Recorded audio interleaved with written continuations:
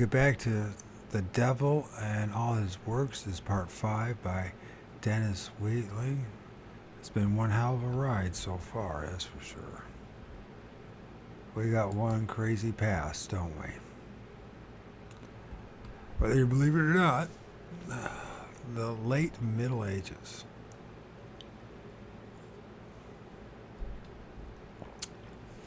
The term witch, equally applicable to a man or a woman, the reason that it is now generally accepted as satisfying a woman is, or signifying a woman is, doubtless because the Christian countries there have always been many more females than male witches. For this, an explanation is not far to seek. Compare with the other religions, Christianity had little to offer women. It's true. And I don't understand why a woman would even like the Bible.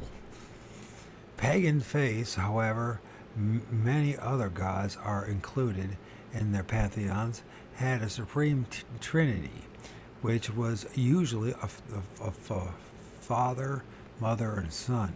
Jehovah almost alone in the ancient gods.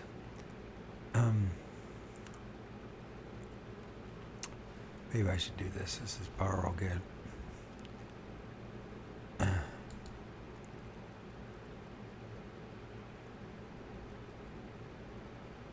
Before we get any further. It's funny how we're designed too, our bodies.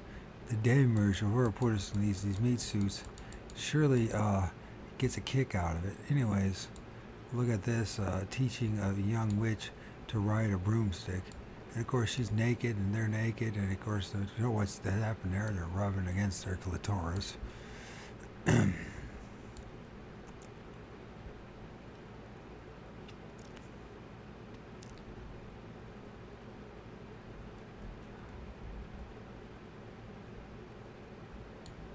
So anyways, so the many gods, the Father, Mother, and Son, Jehovah almost alone of the ancient gods remained unmarried, and the bachelor god was inherited from the Hebrews by the Christians and the Mohammedans alike. The Christians gave him a son, but Christ did not marry. Muhammad did marry, and although he did not claim divinity, he did a great deal for women by raising their status to become individuals with definite rights, including that of owning property. In the pagan faith, the mother goddess played a part that it is impossible to overestimate.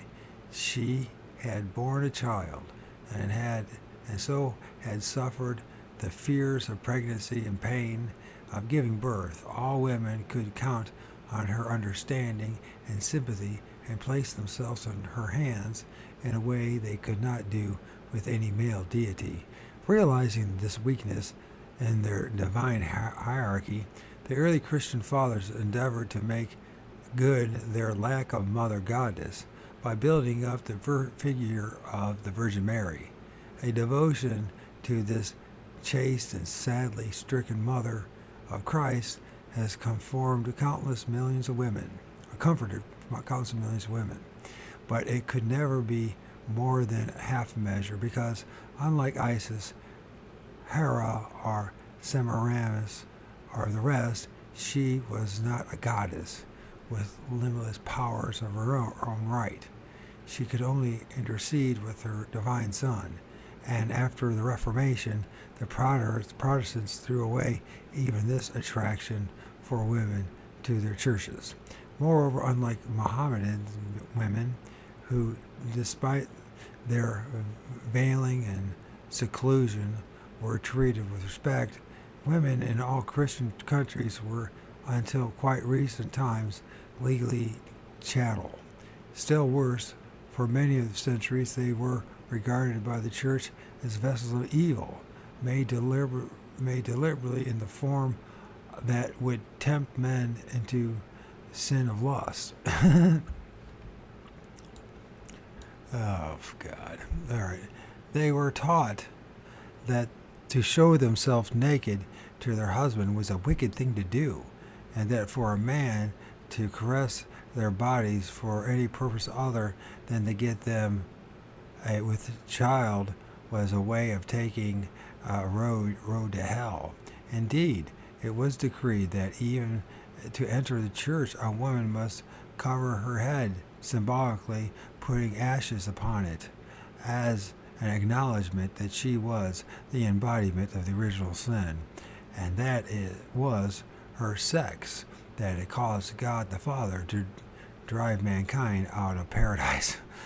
Can it then be wondered at that okay? Could it then be wondered at that many a spirited woman resisted the inferiority imposed on her by the Christian Church and decided to give her allegiance secretly to the opposite? In the 14th century, there were a few skirmishes between the rival faiths. The Bishop of Coventry was in 1303 accused of paying homage to a deity in the form of an animal, but he got off. So did Dame Alice Kytaler, who in 1324 was accused of sacrificing live animals to the devil. Even the Carmelites, Friar Riccardi, who was brought to trial in 1329, got off with imprisonment for life. Crazy times, crazy people. Our answers. Opposite is Walpurgisnacht. I can't pronounce that. Here we go. Another word I can't pronounce. I know it, but I don't know it. I've heard it, is what I'm saying. Walpurgisnacht.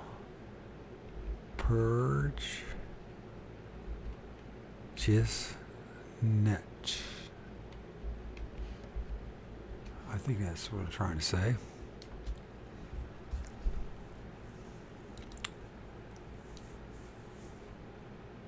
All right, this was Walpurgisnacht.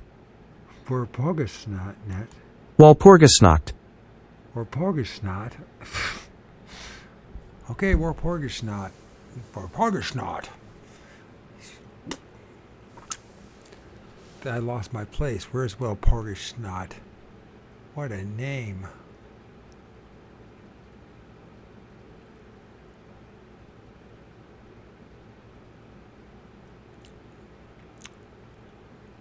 Walpurgisnacht, where are you? Oh, it's right there. Walpurgisnacht, witches flying to a Sabbath. And of course they're butt naked.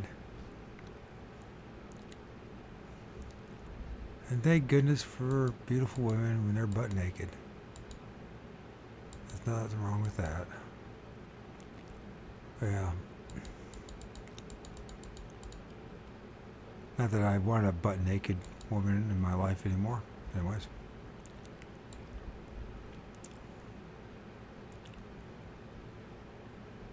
Although he admitted to having seduced 3 women by making images of them in wax mingled with his own blood and spittle and burying them under the woman's thresholds there after his success making a sacrifice in thanks to the devil. In 1335, Catherine de Lort and Anne-Marie de Georgel were tried in Toulouse and confessed that for over 20 years they had attended Sabbaths and had long since given themselves to the devil. They maintained that God ruled the heavens and the devil the earth. And they might have been right about that, because just be honest, that they were equal in power and that the war between them would continue forever. This belief in the warring powers of light and darkness was obviously the survival of the Albigensians' so-called heresy. Catherine deposed that she had first been taken to a Sabbath by her lover, a shepherd. There she made obeisance to a great he-goat, and then submitted to his pleasure, and the other men present. She said that they drank horrid liquids and ate the flesh of a newborn child, but when rewarded by being taught by the goat spells that would harm people they disliked. And Mary stated that one day near the town she had seen a huge dark man dressed in the skin of an animal coming towards her across the water. He had blown into her mouth, then possessed her. On the following Saturday, by his will, she had been carried to the Sabbath. It was presided over by a great he-goat, and he urged them all to do harm they could to Christians and taught them about poisonous plants. This is not until a little before the middle of the 15th century that we get the first mention of witches riding through the nights to the Sabbaths on broomsticks. Levitation has been vouched for by many people who have witnessed Eastern mysticists perform their wonders, and if we are prepared to agree that the two supreme powers all things are possible, certain witches may have been granted the ability to fly, but it is much more probable that the witches only believed that they had done so owing to the drug-induced dreams. From many accounts, it is certain that the chiefs and the covens sometimes gave witches ointments with which to smear their bodies before coming to a Sabbath. Get them all worked up, bro. That's what you're doing. Witches, okay. Professor A.J. Clark analyzed two recipes for such ointments that have survived. He reported that aconite and belladonna were among the ingredients. The first produces irregular actions of the heart and the second a delirium. The effect of such a combination on a person would produce sleep with sensations of moving and falling through space. But for the chief of the coven to have given his witches an ointment knowing that it would prevent them from attending a Sabbath doesn't make sense. So the possible explanation is that they did go, but only in spirit, and when their spirits returned to their bodies and they woke, they brought back the complete memory of all that their spirits had encountered there and believed that they had physical precipitated. And you know, this goes to Bob Monroe and his experience out of body, and he talks about how he had sexual drive and he'd have to have sex. And maybe that's what they do. And so, you know, it's more of exchange of energy. It's like a giant orgasm. It's not without all the juices and the mess and all that kind of stuff. You know what I mean? In 1441, Roger Bolingbroke, an astronomer, Thomas Softwell, a canon of St. Peter's Westminster, and a witch named Marguerite Goodmain were all charged with having conspired against the life of King Henry VI by sorcery on the instructions of Dame Eleanor, a daughter of Lord Cobham. Southwell died in the Tower, Godmain was burnt at the stake, and Bolingbroke was dragged through the streets on a hurdle tied to a horse tail before being hanged, drawn and quartered. but Dame Eleanor got off with only having to do penance in public. And in the reign of Edward IV, the Duchess of Bedford was accused of having employed a sorcerer named Thomas Wake to enchant the king into marrying Elizabeth Woodville, by whom he had the two princes later murdered in the Tower. But the charge was withdrawn. After Edward's death, his one-time mistress, Jan Shore, was convicted of using witchcraft against his successor. Gotta do something in your life, I guess. What the fuck? Why the hell are you doing that? People are crazy. Don't you think? A witch kissing the devil's beneath his tail. So he's kissing his butt. I'm sure there's probably a lot of real butt kissing going on. Hell, people do it in their bed, let's be honest. Does that make it witchcraft now? People do all sorts of things. Richard III, but he fared no worse than having to walk through the streets with a placard hung around her neck declaring her to be a harlot. And she was so beloved by the people for her sweetness and charities that the crowd showed their sympathy for her.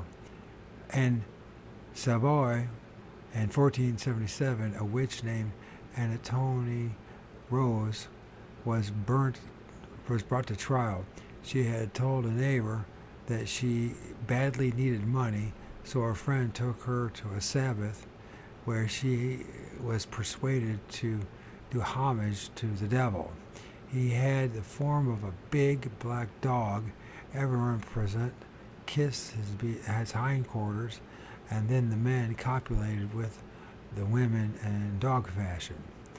They were told to take the host a communion, hold it in their mouths, and later spit it out and trample on it. He gave them potions for making people and cattle ill, and told them to do all the harm they could. They knew him by the name of Robinette. This is one of the many instances in which witches stated that the devil was spoken of by them as Robin, or some form of that name. Dame Alice Kyteler called him Robin Artisan. The Somerset witches called the chief of their coven Robin and Puck, a deity of the little people, was also known as Robin Goodfellow. Professor Murray remarks on the connection between the latter and Robin Hood, and points out that the legends regarding Robin Hood associate him with many places far removed from Sherwood Forest. For instance, Scotland. It will be noted that his band numbered 12 men, which with him made a coven. Also, so which came first, the coven or the Bible? That's another question. Does anybody know that? Because if the coven came first, then we know what we're dealing with too with this. That makes all the sense now. Also, that he was a declared enemy of the church and took special delight in robbing rich abbots and priors for the benefit of the poor. Tales of this doings have arisen in so many localities that the date of their origin differing greatly may be accounted for if his name was an abbreviation of Robin with the hood. Yes, and many of these entries I film have hoods. Robin Hood. Robin in the Hood. As in witch trials of the devil, is often described as wearing a hood. The little people always wore hoods, from which they were most adverse ever to be parted, evidently attached some magical significance to them. On December 5th, 1484, Pope Innocent VIII opened a war against witchcraft by publishing a bull entitled Summus Desiderentiae Effectibus. So Summus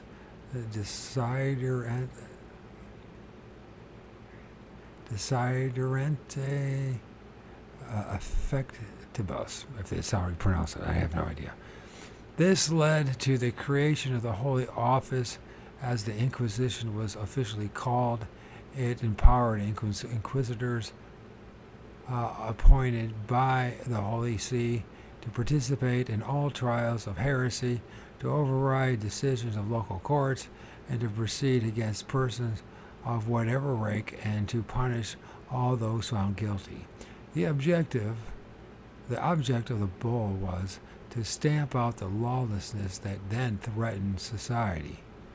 Voluntaries of the left-hand path had become so numerous that casting spells, inciting to rebellion, and other nefarious activities, they were thought by the Church to be as much a menace to the Christian way of life as communism and are thought to be today.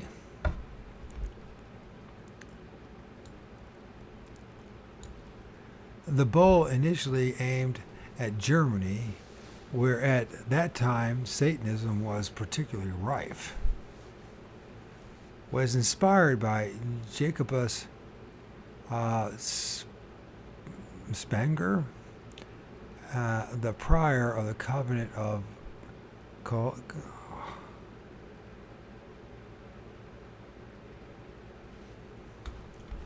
say it. I know I can say it, but I can't say it. I'm sorry. These words, they got more than 2 syllables in it. I just stumble.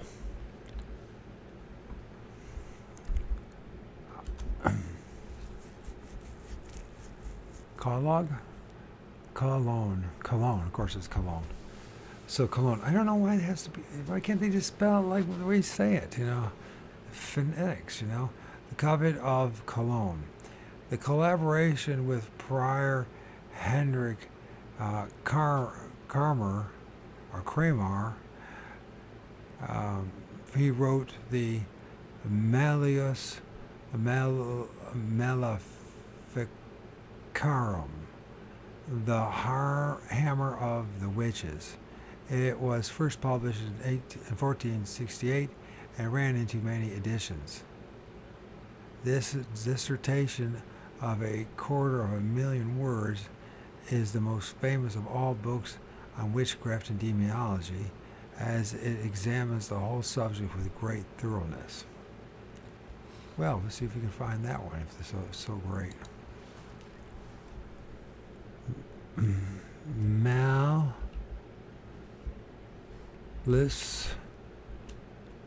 Maleficarum.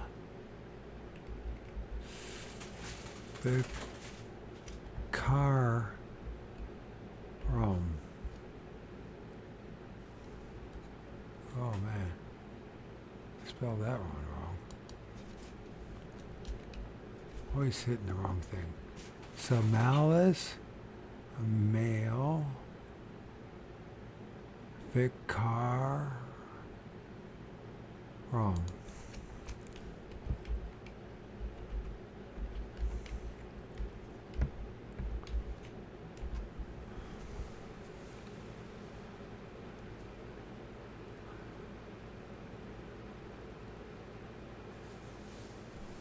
I don't know if it's going to be an archive.org, but this book can get it.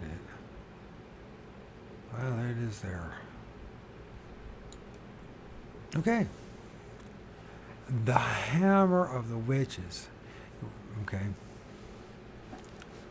An English translation with a long and most informative instruction by Reverend Montague Summers was published in 1929. But the Theological arguments in the text are so involved that the abbreviated edition published by Foley Society in 1968 will be found much easier to follow.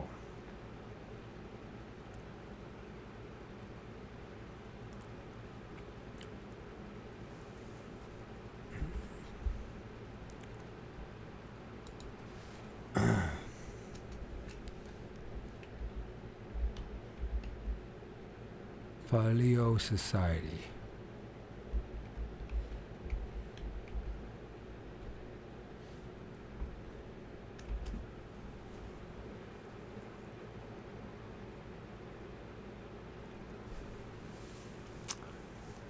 In 1487, the Dominican friar Thomas de Torquemada,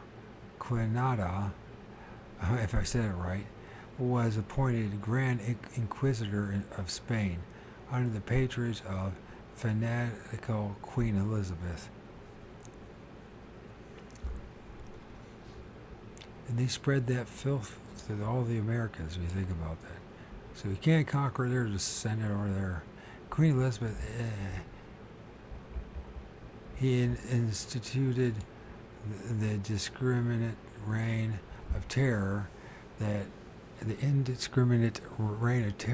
has forever made the word Inquisition famous. However, another century was to pass before the battle was fully joined, and as is shown by many of the above cases, up till that time, people of wealth and influence had nothing very much to fear if they were accused of practicing the old religion. The great persecution. And they had this most evil thing. So you deal more evil to deal with evil. Instruments of torture used in witch trials. The Great Persecution. In 1591, a North Berwick. At 1591, at North Berwick, a grand Sabbath was held by 39 persons, 3 covens. It is said at that instance of the 5th Earl of Bothwell, with the object of destroying King James VI of Scotland, later King James I of England. The king was about to set out to fetch as his bride Princess Anne of Denmark, and the Grand Master at the Sabbath, a man named John Fane, shared out the duties among those present. Some were to arrange to secure a piece of king's clothing, and then wax image of him would be made, wrapped in the cloth and slowly burnt.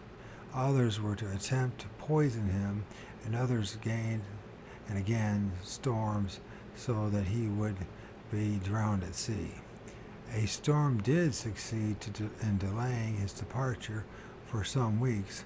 Then, when he finally set sail, as was disclosed later by one of the principal witches, Agnes Simpson,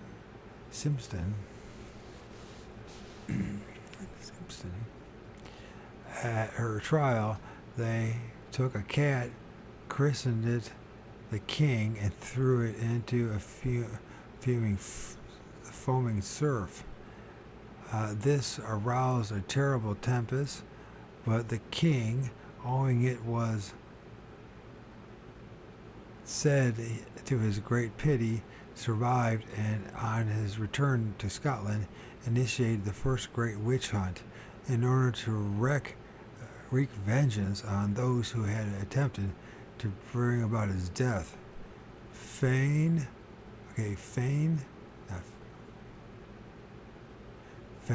Simpson, and others were arrested, tortured, brought to trial, and duly burnt.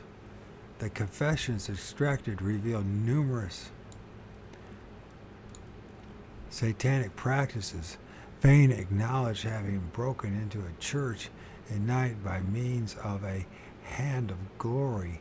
This was the hand of a murderer cut from his corpse as it swung on the gibbet, and then dripped and waxed and used as a candle. All locks were supposed to open to this charm, and a deep sleep be imposed upon anyone in the building that the witch entered. Fane had then performed a service to the devil in the church. Agnes Simpson said that she foretold the outcome of the illnesses by the behavior of a big black dog called Elba, and that she had danced endlong, that is, follow my leader, in the kirkyard with Barbara Napier and over 100 other people, while Gilly Duncan played on a trumpet. She also described how at Vegas Todd's house, she and Janet Campbell and two wives named Stobin had prepared a cat before it was thrown into the sea by knitting to it four paws, the private parts of a dead man. What? That's crazy.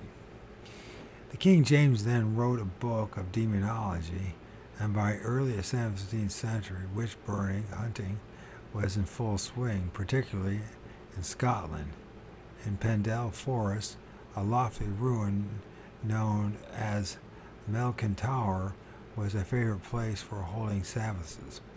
The two rival witches, Mother Dundyke and Mother Catok, caused so much trouble in the neighborhood that a local magistrate had them arrested.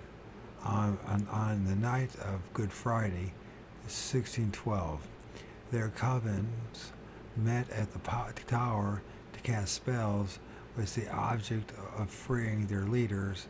Unluckily for them, a child named Janet Device had been brought along, and she betrayed all she had seen and heard, so nearly that all the group of witches were seized and went to the stake. All Celtic witches were believed to be able to turn themselves into hares, rabbits, in which from they suck milk from cows, leaving them dry. Similar beliefs about the power of witches and turn themselves into animals were worldwide. On the continent, they usually became werewolves. In Africa, they changed into were-leopards. There are many stories of men when out at night encountering a savage animal or slicing off one of its forepaws to find when they got home to their wives with a hand missing and arms bleeding, bandaged stump. Many witches have familiars, particularly those of the eastern countries of England.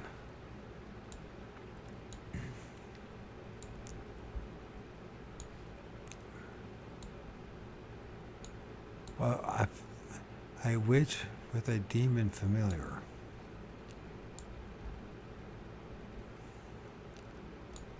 From which it has been deduced that the costume has brought over by the Norsemen, and it is thought that to have originated from Finns and Lapps. It is certain that it's the shamans, as the witch doctors of the subarctic races, are called ket familiars, and so did the Red Indians of North America. The familiar was usually a cat or a dog, and frequently some small animal such as a mouse, toad, adder, or mole that could be kept in a box or pot. To the food of her familiar, the witch added a drop of her own blood. By pricking her arms and finger, thus making the animal parts herself, it did her bidding, bringing misfortune to anyone to whom she sent it. But those were always anxious occasions, for if any harm befell the familiar, the witch herself would be affected.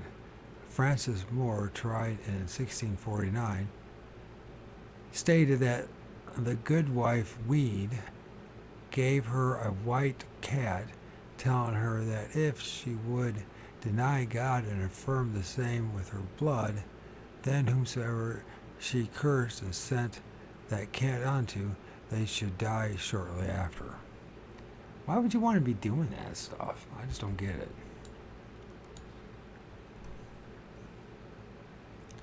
I mean, no matter how anybody treats you bad, why become worse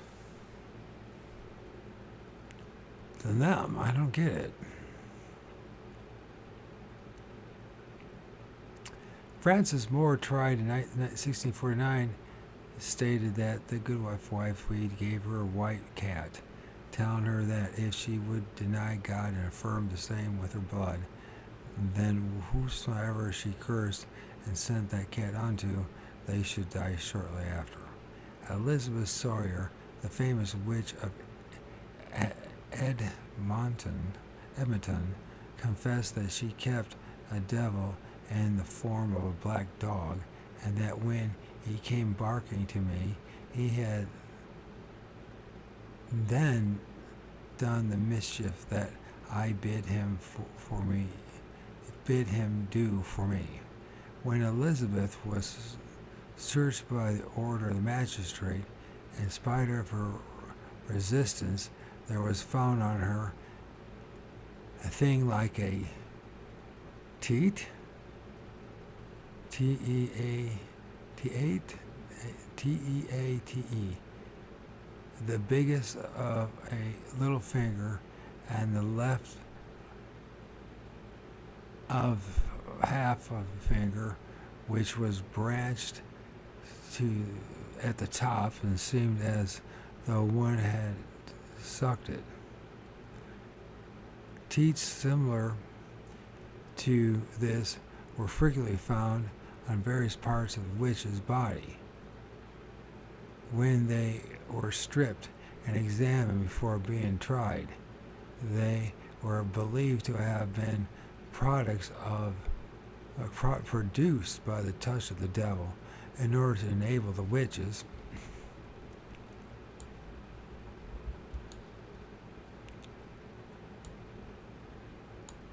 to feed their familiars.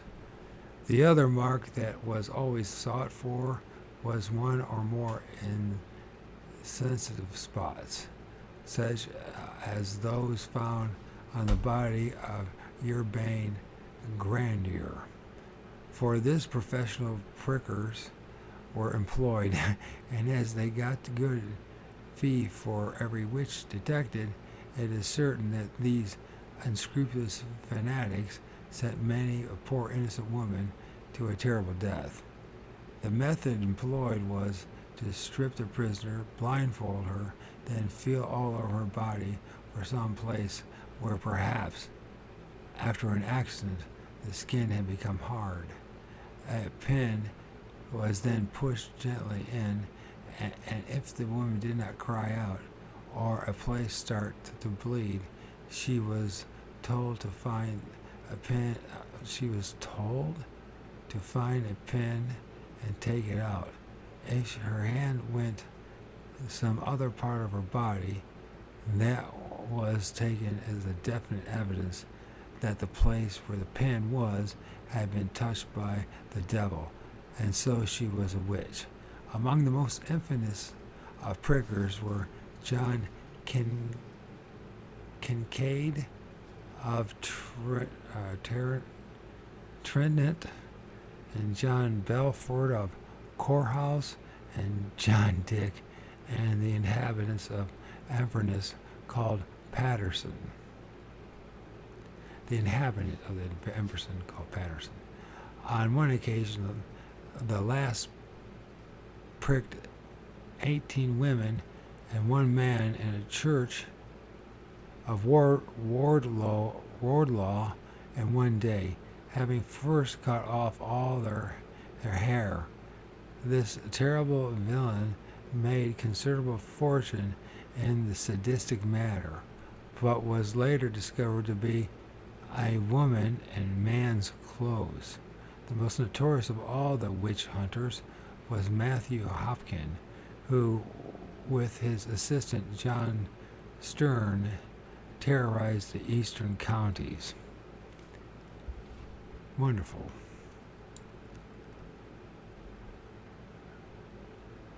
There's Matthew Hopkins, witch finder general.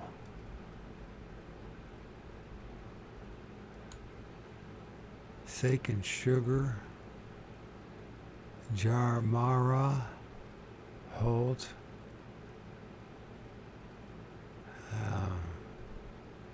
Peck in the Ground, a Grizzled Greedy, I don't know, the vinegar, I don't know what the hell I'm looking at.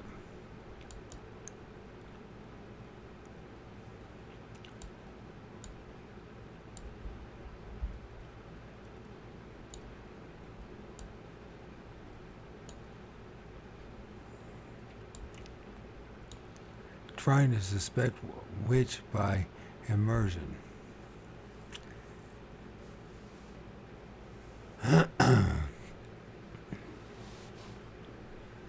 Quite a number of people do have insensitive spots on their body, and it seems certain that many of the prickers' victims were innocent, but the practice was pushed in a 3-inch pin, and as to push a 3-inch pin, and it was impossible to believe that the majority of women who did not show any reaction had not had parts of their bodies anesthetized by some unnatural or presumably occult means. The story of the Lancashire witch is known by many through Harrison Ainsworth's famous novel. Most notorious of them was Elizabeth Dundyke. She brought up her children to be witches and also instructed her grandchildren in witchcraft. Such handing down in families of the secret art was common practice to ensure a good feast at the Sabbath, and Lancashire witches simply went to the house of a well-to-do farmer and helped themselves to what they liked from his larder. This was also the custom in many other localities, and the covens were so dreaded that the farmers made no protest. One striking fact about the witches is that almost without exception they refused to recant. After enduring the most awful tortures, they will still insist that the devil was the true God and that attending the Sabbath had been the most wonderful thing in their lives, because they had experienced such ecstatic pleasure at them, and this in spite of the fact that many of them averred that each time the devil copulated with them, it was excruciatingly painful because his huge member was covered with scales. The victory of the parliamentarians in the Great Rebellion greatly intensified the witch hunts, because of the Roundheads were Puritans to a man, as the Reverend Montague Summers put it in his History of Witchcraft. Eveniment by poison of Calvin and John Knox, fire and cord were seldom at rest. The Leverers, Anabaptists, and other fanatical sects gave no fair trial and the least mercy to any wretch upon whom could be pinned the faintest suspicion of having had anything to do with witchcraft. During the 16 years that Britain was a republic, many hundreds of women and scores of men, doubtlessly innocent, were half drowned and by being dunked in ponds that formed the sewers of the villages, and were whipped, and that their teeth torn out, and finally were hanged. This is Christianity. You can't tell me that Christianity is not satanic. You can't tell me it's worse than Satanism. So, they're both evil. That's the problem.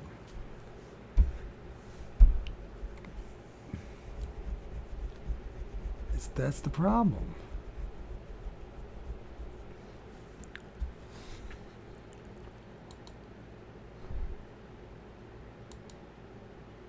It's evil.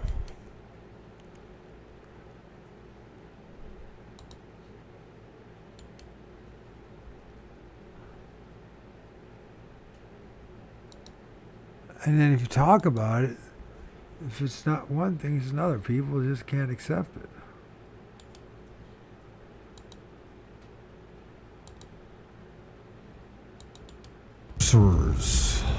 These may perhaps... Probably should stop this, is what I should do. I've been going like a machine reading.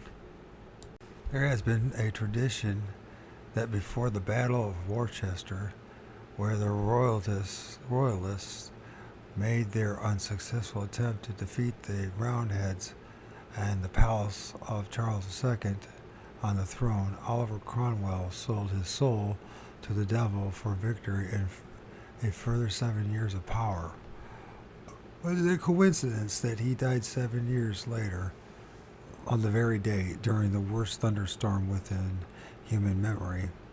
At least half the people in England believe that the devil had come to claim him. At last, on May 8th, 1660, Charles was proclaimed king. With his landing at Dover, the worst period of repression ever known in Britain came to an end. And on his 13th birthday, on May 29th, he rode triumphantly into Whitehall. He was not only a merry monarch, but a man of the wisest and sweetest disposition, even of the regicides who had voted for his father's death. After 10 of them had been executed, he said, I am weary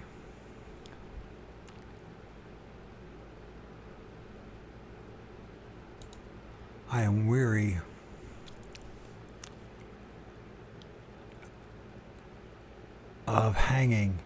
Let it rest, and so spared the lives of the remainder. Indiscriminate witch hunting was brought to an end, but witch trials and burnings continued right up to the early 19th century. And witches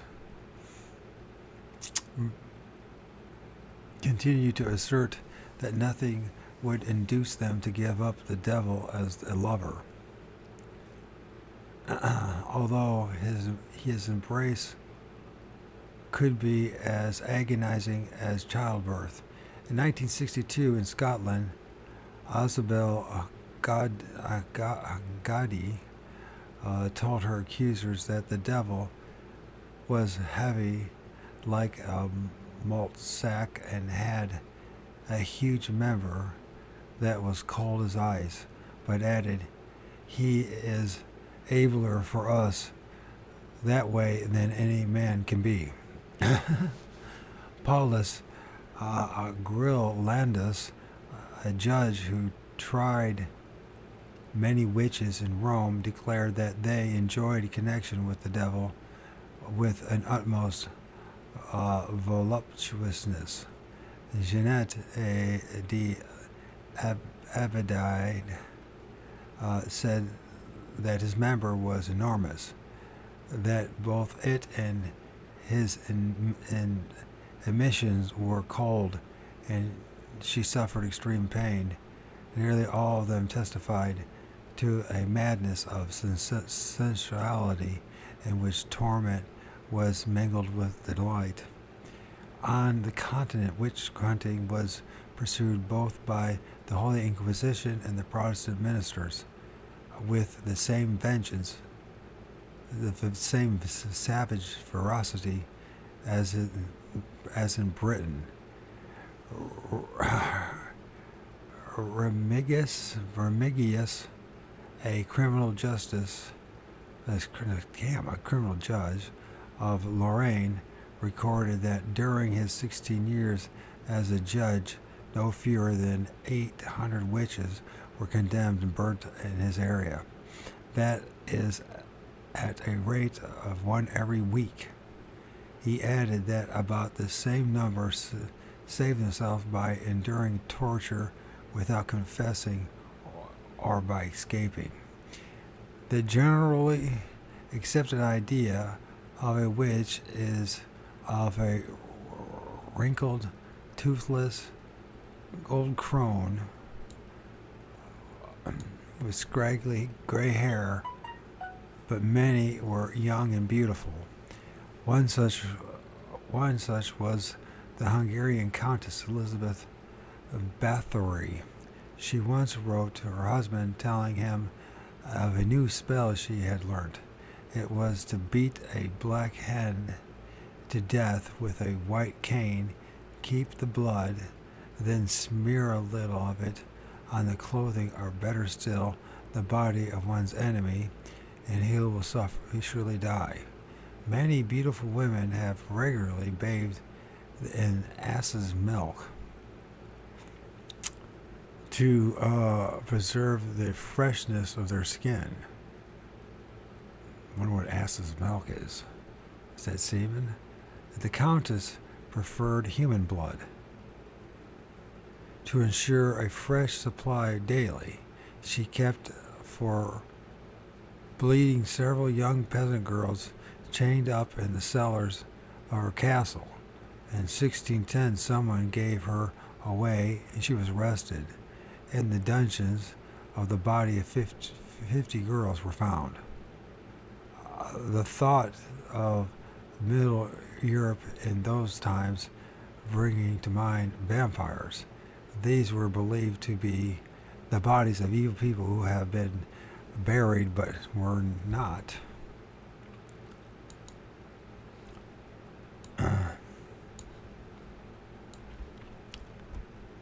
Dead.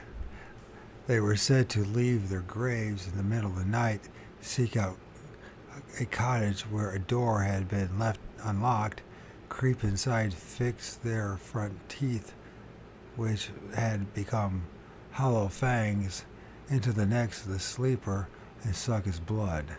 The area in which the vampire could operate was limited by two factors. It was unable to cross running water, and it had to be back in its grave by cockcrow. So, if one was known to be active in a neighborhood, a watch could be set for it and could be shadowed to its lair.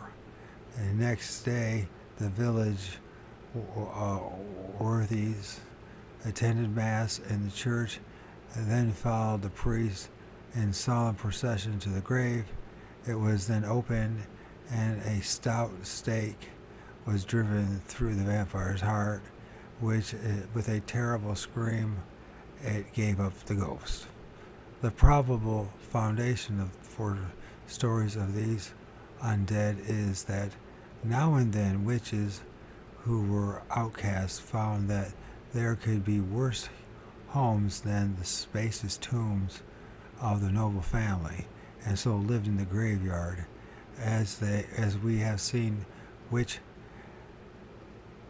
Erectho did in Roman times. At night they went out not to suck blood, but to steal food. There can be no doubt that during the 17th and 18th century, many poor old women who lived alone in a cottage on the edge of the village and talked to her pet animal as anyone might do, as though it were a human being, was accused of witchcraft and sent to her death. And thousands who, falsely accused by malicious enemies, suffered torture and an agonizing death at the stake. But there were great numbers who were unquestionably guilty. And it must be remembered that not only did they indulge in the most revolting sexual practices, but they were murderers of children, poisoners and procurers and blackmailers, and had pledged themselves to a life of habitual crime, which inflicted immeasurable loss, distress, and ill health and misery upon innocent people.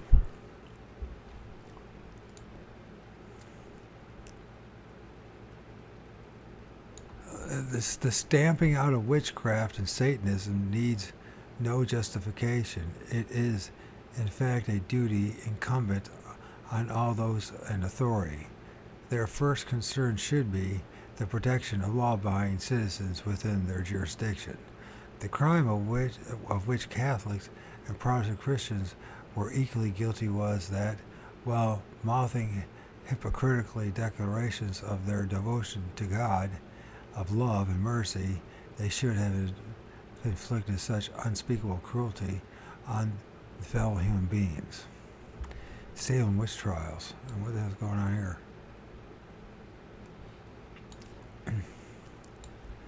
Opposite a voodoo dancer.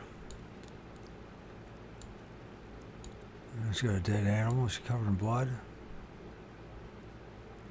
Got a nice body. The Salem witch trials. The American colonies had their share of witch cults, although Satanism there was much less prevalent than in Europe. However, as we have seen, the most ferocious prosecution of witchcraft in Britain took place when the country was dominated by Puritans, and so it is not surprising that witch hunting was carried out more ruthlessly in Protestant New England than in the southern colonies, and the extraordinary courage and endurance displayed by the early settlers was due to their absolute faith in God, His Word, and His righteousness, of the strict adherence to the letter of it as laid down by fanatical John Calvin, and so they would not tolerate anyone even questioning the passage in the Bible. From early in the 17th century, there had been certain numbers of witch trials in Boston and other places, but the notorious affair at Salem did not occur until 1692, and it had some most unusual features. It began in Salem Village in a house of the Reverend Samuel Parris. He had a 9-year-old daughter, Betty, a nervous, introspective child, and a niece of 11. Abigail Williams, a bold and mischievous girl who dominated her cousin, Paris, had lived for a while in Barbados,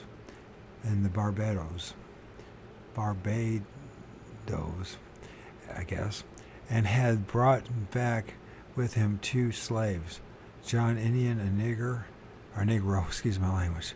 That's what I'm tired.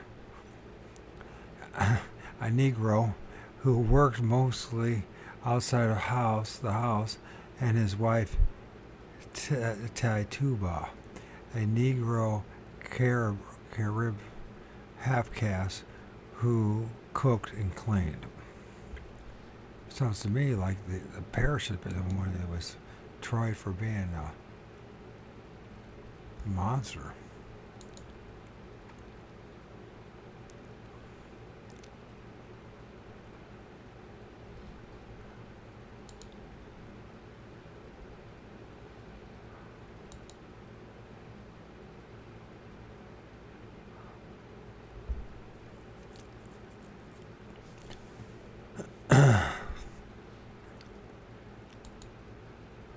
We on the right page there? I'm enjoying this read, even though I'm struggling doing it.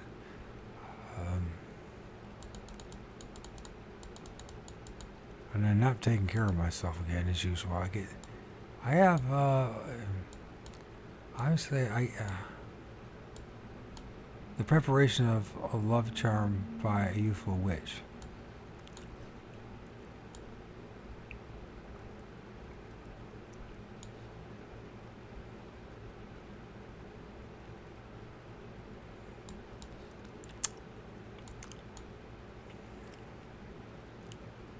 Anyways, what was I saying about anything? Oh, I don't know.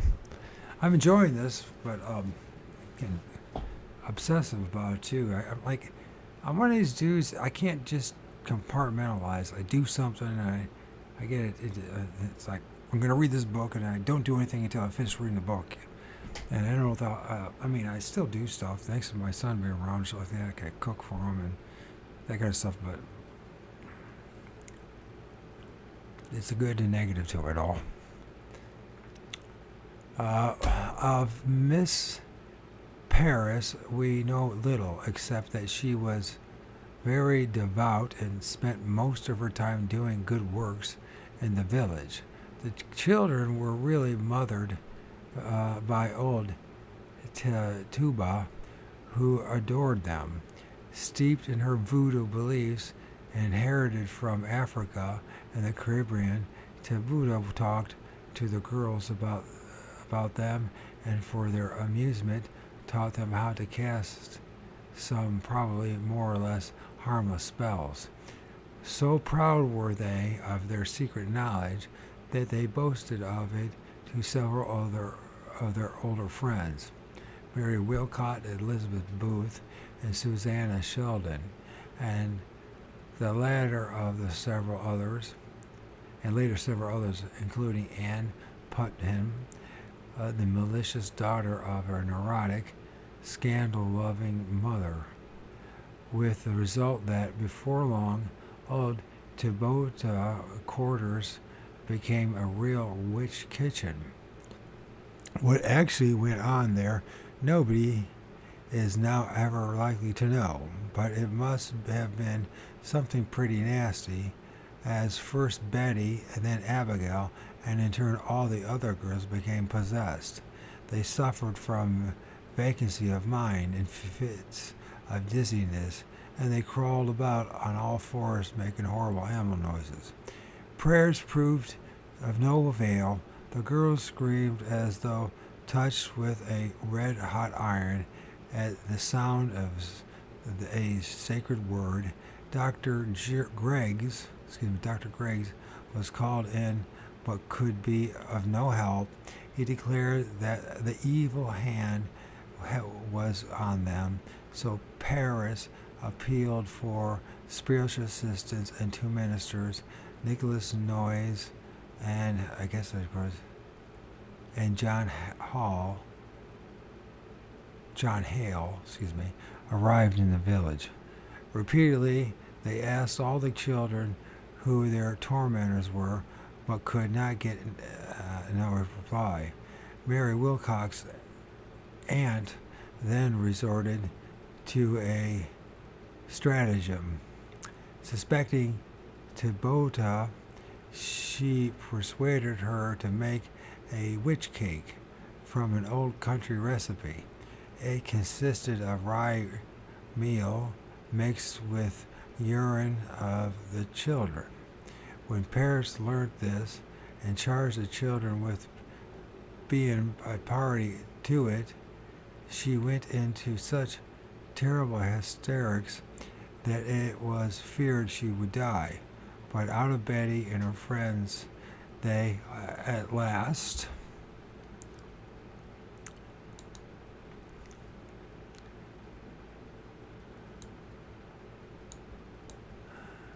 hysteria seized upon the Reverend Mr. Parris' congregation. Dozens of people said some perhaps honestly believed that they had seen the shapes of others against whom they had a grudge, sticking pins into puppets and supping up the unholy sacrament of red bread and bloody wine. Rebecca Nurse is a most respectable old lady, greatly loved by her family, was dragged from the bed of sickness to be charged.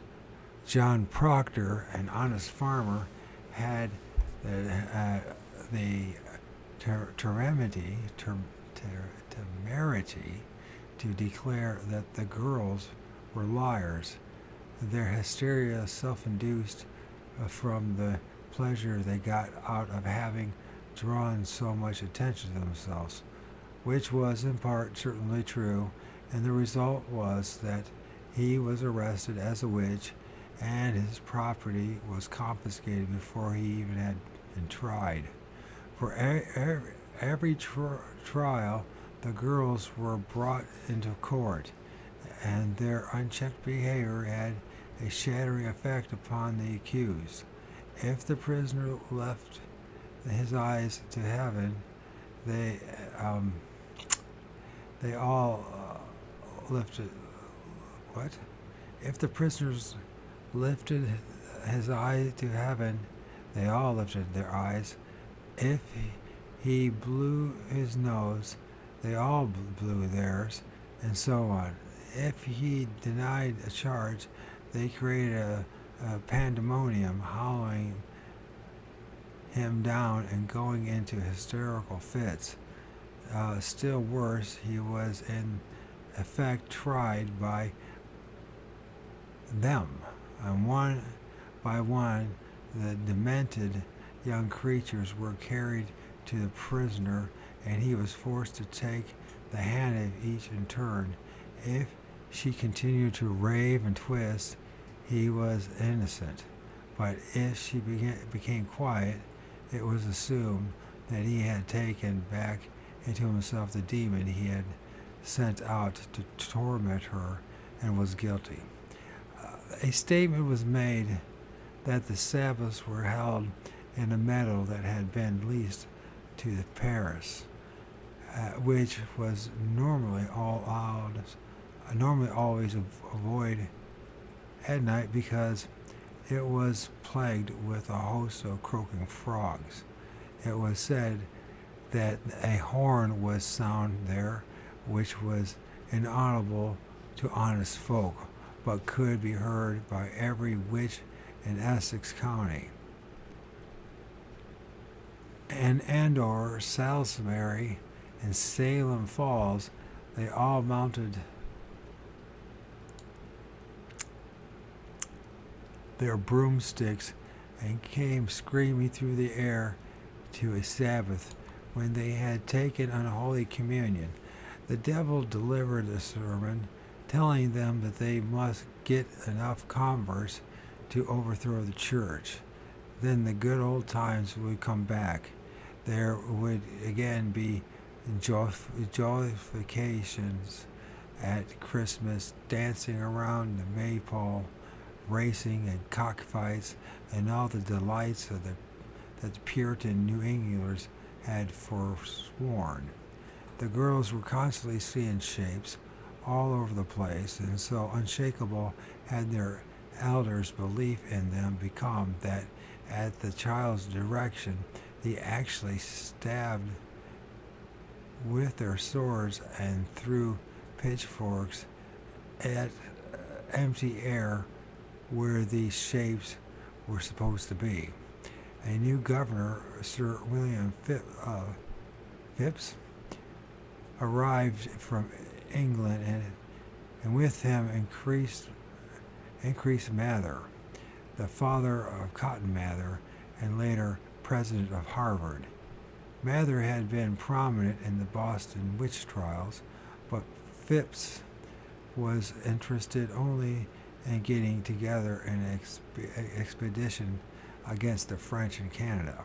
Having decreed that all those in prison accused of witchcraft should be chained up in their cells, he left the business of trying them to his jurist, a special court of Oyer and Terminar, so Oyer and Terminar was formed with the Deputy Governor William Stoughton as president and 6 other judges.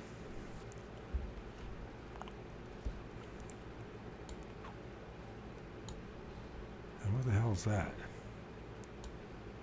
Is this some witchcraft voodoo nonsense?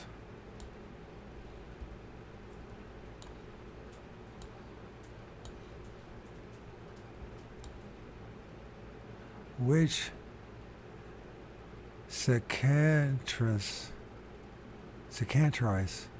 on a tree when healing the scar which said to take a form of a witch.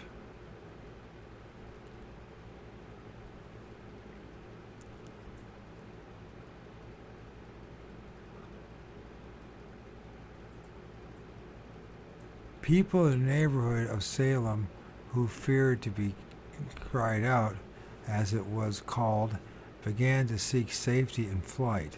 Among them was John Willard, the deputy constable, who had arrested several of the witches. In a sudden fit of disgust, he turned on the girls, accused them of being fakes, and cried out, "Hang them all! Hang them!" The girls got back at him by declaring that they had seen his shape strangling his own nephew who had just died. Willard fled, but failed to get any distance before he was caught, chained up in prison, and accused of having bewitched to death 11 other people. Suddenly, the girls decided on the identity of the man who played the part of the devil at the Sabbath. It was their declared Reverend George Burroughs. Everyone is crazy. Who had held the living at Salem Village 10 years earlier.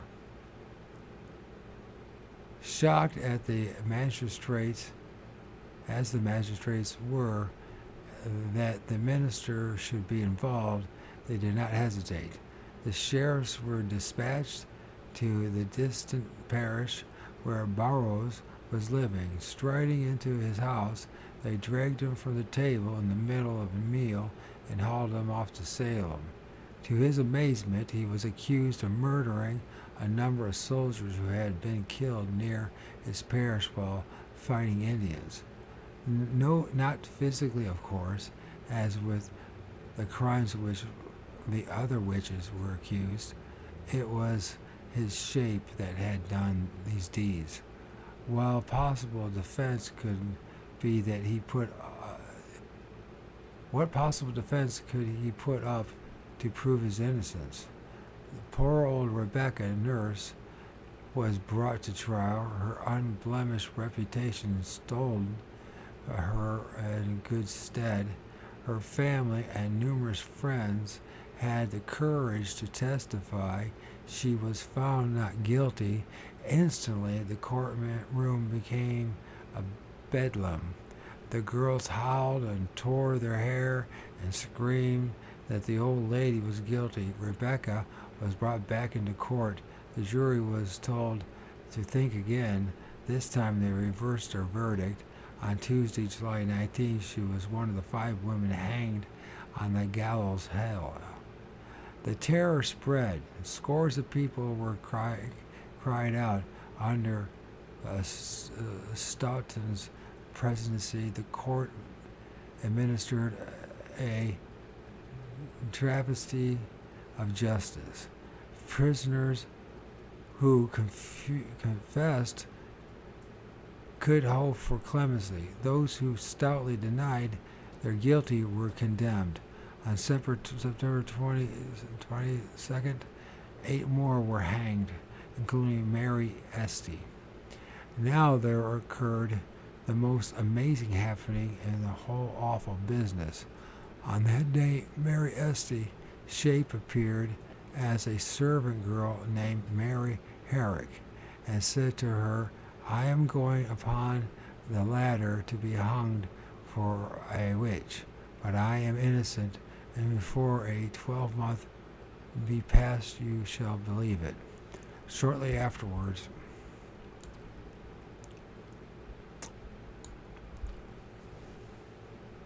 her ghost caused Mary Herrick to denounce the wife of the minister John Hale. He knew the charge to be utterly false, and suddenly realized how others of the accused might well be innocent. This proved to be the beginning of a return to sanity. The governor came back from the Canadian border. He was shocked to find that 150 people were chained up in prison awaiting trial for witchcraft. He decreed that the future speculator evidence should be inadmissible. This cut the ground from under the feet of those tireless prosecutors, Stoughton, Noyes, and Paris. Accused after accused was found not guilty, and the movement collapsed. Out of this terrible madness, only one thing emerged to the credit of the prosecutors. Unlike the Calvinists and the Holy Inquisition in Europe, at least the American witch hunters changed hanging their victims. They neither tortured nor burnt them at the stake.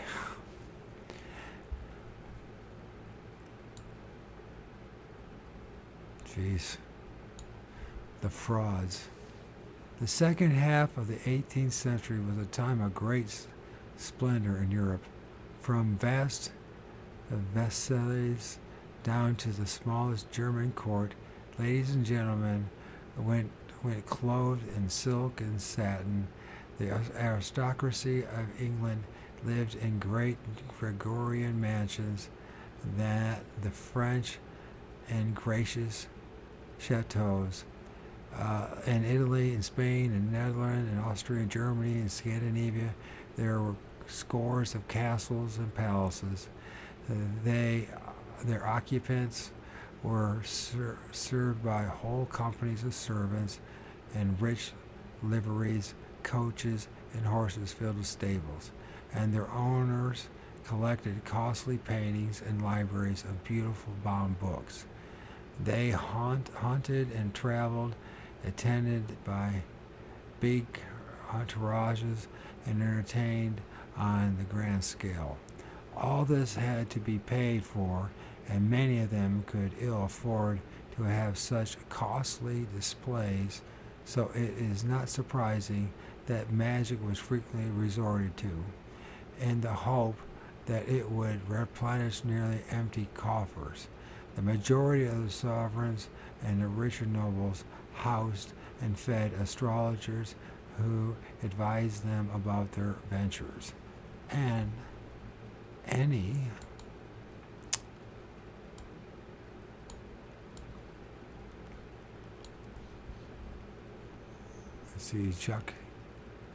Jacopo Casanova, who used the trappings of occultism to promote his love affairs. Giuseppe Balsamo, Count Calio, I can't remember, Killerstrom, believed by Cardinal de Rohan, had made gold.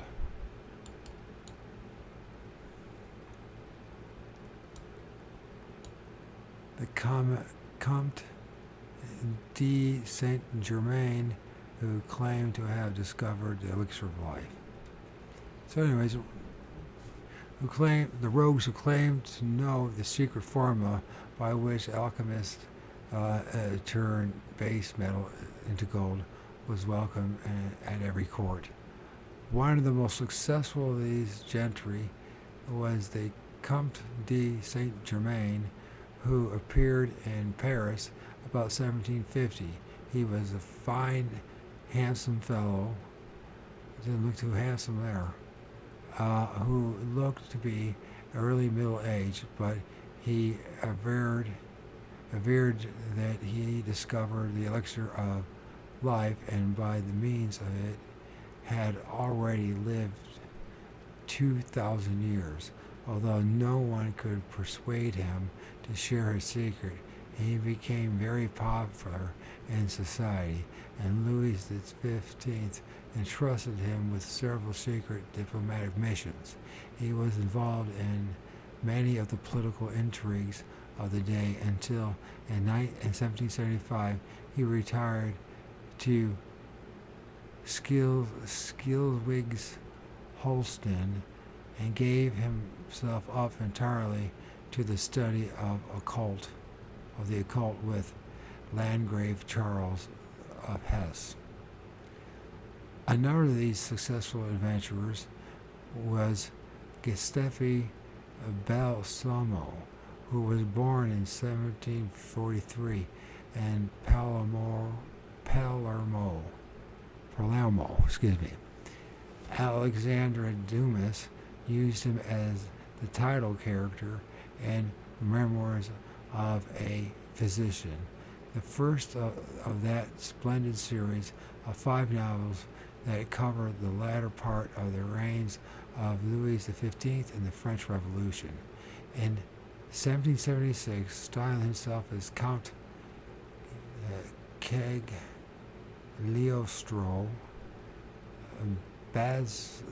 Balsamo arrived in London with a beautiful young Italian wife. He too asserted that he had lived for many hundreds of years and had learned all the secrets of the mysteries East. He was an extremely able hypnotist, and in 1784, under the patronage of Cardinal de Rohan, held successful seances that became the rage of the Parisian society. By slipping unseen some grains of gold into a mixture, then reducing it until only a sediment and the gold was left, he induced the gullible cardinal to believe that he had made it. The cardinal was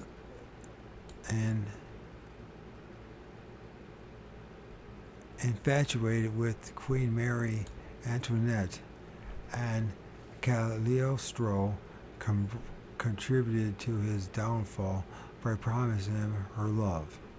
In 1785 there occurred an affair of the diamond necklace. Although not privy to the fraud, Cagliostro became involved in the scandal, and Louis XVI banished him from France. 4 years later in Rome, his wife denounced him to the Holy Inquisition as a heretic, magician, and Freemason. He was condemned to life imprisonment and died in the dungeons of San Leo in 1795. Most unlikable of these types of rogues was Giovanni Jacopo Casanova, whose name has passed into history as the most insatiable of seducers. A Venetian born in 1725, and in his middle years he visited nearly every major city in Europe. and many of them several times. So the accounts of his life in them, given his memoir, makes a valuable contribution to the history of his time. Again and again he drove away from city in tears, having left behind the love of his life, generally in order that she might better her position, only to encounter at the first and another beauty who promptly became the love of his life. He gambled away half a dozen fortunes and cheated no more than his contemporaries, made several German princes rich by managing lottery systems for them, and was gifted conversationalists in many languages, and had a most inquiring mind. So was natural that such a man in such an age should, early in his life, become interested in magic. Although he had no knowledge of the real secrets of the Kabbalah, he made adherent use of it, and the formulae supposedly enabled him to communicate with invisible forces.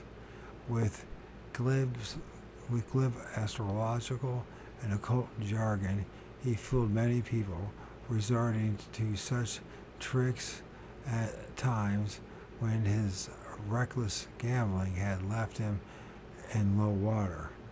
His greatest success in this direction was with an immensely wealthy elderly widow, the Marquise de Urfé, I don't know how to pronounce it. It was generally accepted that no female could ever be made aware of the ultimate secrets of the universe, and this good lady, one ambition was to be so. Casanova produced an excellent idea that to achieve her end, she should be born as a boy.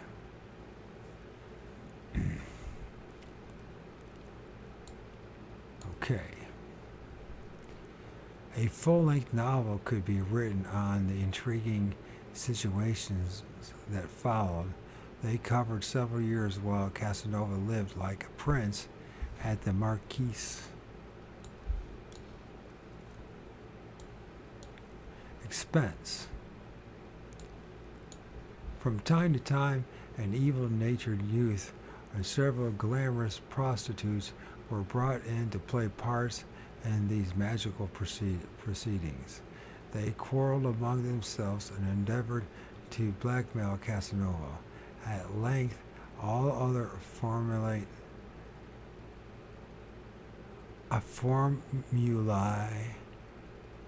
having failed, he decided that he must pretend to get the Marquise with the child himself, and tell her that she would give birth to a male infant into whom her own spirit would be transferred. But Madame de Urfé, if that's how you pronounce it, was no longer the lovely young thing she had been when Duc d'Orléans, a regent of France during Louis XV's minority, had been her lover. Fortunately, she was heterosexual, so Casanova imported her his pretty mistress. What? Fortunately, she was heterosexual, so Casanova imported his pretty mistress, who was also heterosexual, and having been excited by her during a threesome, he succeeded in raising enough steam to satisfy the old lady. Needless to say, the Marquise never achieved her ambitions. Casanova's fortunes declined, but he spent his old age as a librarian to the Count von Waldstein at the castle of dogs in Bohemia. It is those years of retirement that we owe the 12 volumes of his fascinating memoirs.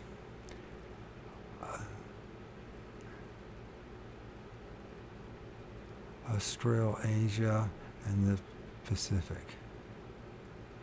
Little or nothing was known about these parts of the world until the middle of the 18th century. Australia itself, the Aborigines were found to be, with a possible exception of the Hottentots, the most backward people known to man. Nevertheless, they had knowledge of the occult forces. Like the African witch doctors, the Australian magic men could cause a man to die without laying a hand on him.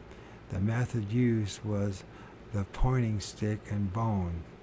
The stick was made of wood, tapered to a point at one end, and by charring it in fire,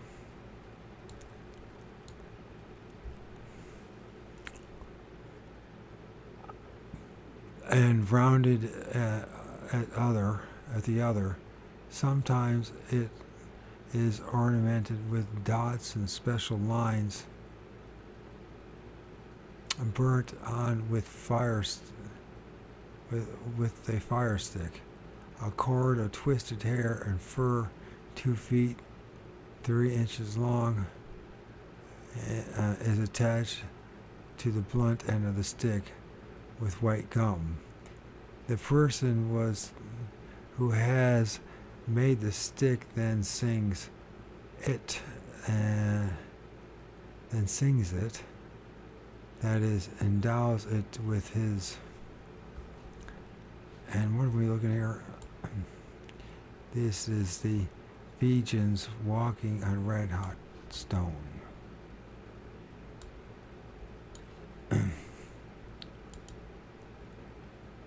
The opposite is the Polynesian god Moku, made from wicker work covered with feathers and human hair. And then the death stick, the bone pointer for directing evil at an enemy, and Aruta tribesmen in Australia pointing the bone.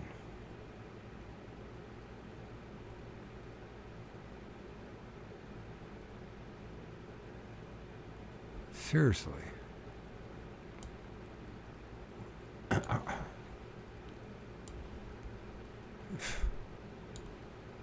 Crazy stuff.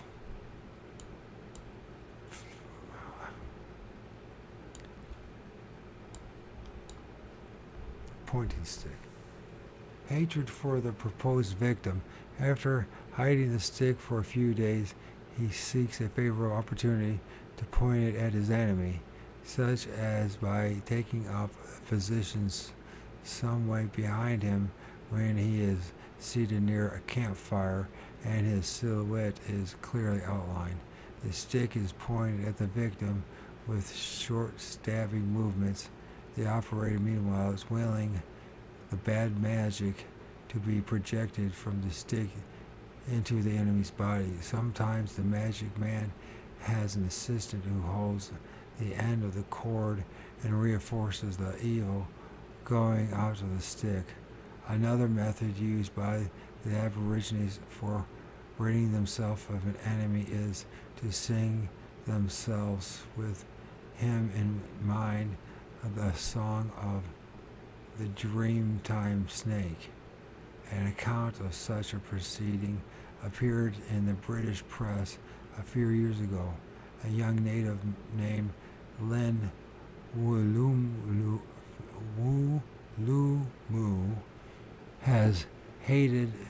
was hated by his mother-in-law. She sang a song to put him out of the way.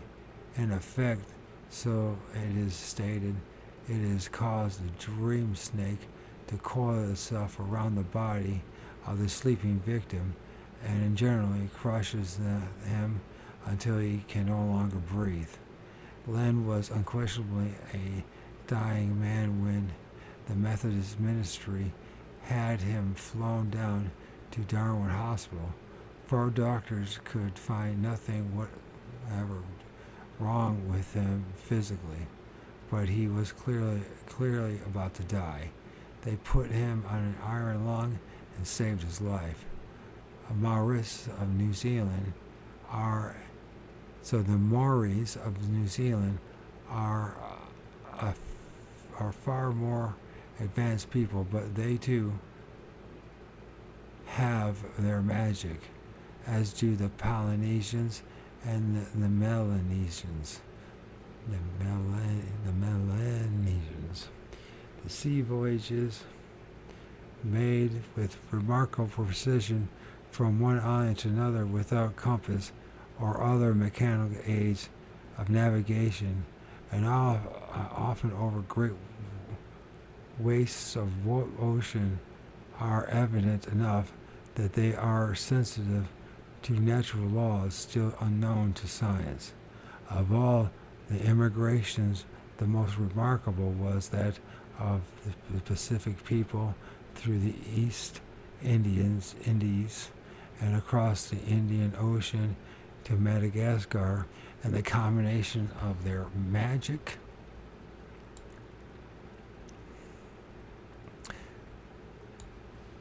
with that of the African Negroes must have produced some very potent occultists among the Malagius.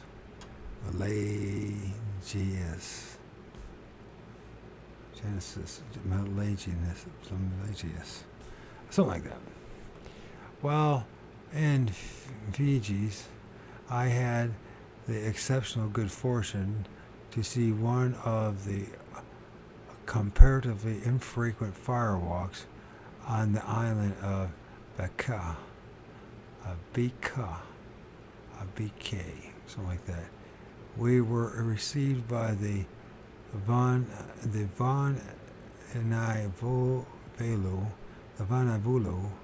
and his council of elders, and after the usual Yagana drinking ceremony of welcome, taken to sit on a grassy slope about 50 feet above a circular pit some 20 feet in diameter. The pit was 3/4 full of large stones covered by smoldering logs. By a fire lit at 7 o'clock that morning, the stones had been made red hot. At a signal from the chief, a dozen natives approached the pit in pairs, each holding one end of a long, very tough, rope-like liana. Throwing these formed a bright. What am I saying here? Throwing these across the pit, they ran from it parallel to each other, so that the middle of the liana formed a bite, and as it narrowed, caught around one of those smoldering logs. In this way, they dragged all the logs out of the pit. The next they approached the pit was to the next they approached the pit with long poles and prodded the stones until no points, which might trip the fireworker, which were sticking up. As they were doing this, one of the poles snapped at the end, about 2 feet long, fell into the stone. It had not lain there more than 30 seconds before it burst into flames. That was incontestable evidence that the stones really were intensely hot. From a nearby burr in which they had been fasting for 24 hours, there emerged 8 men who were to make the fire walk. They were naked to the waist, but wore short sulus of leather. Their legs and feet were bare, carrying themselves very upright. They walked with slow, dignified steps to the pit, down to the stones, once rounded, and then again. Not one of them faltered and made a murmur or showed any change of expression. Afterwards, laughing, they showed me the soles of their feet. There was not even a suggestion of a blister on them. For passing unscathed through such an ordeal, there is yet no scientific explanation. It is achieved by white magic.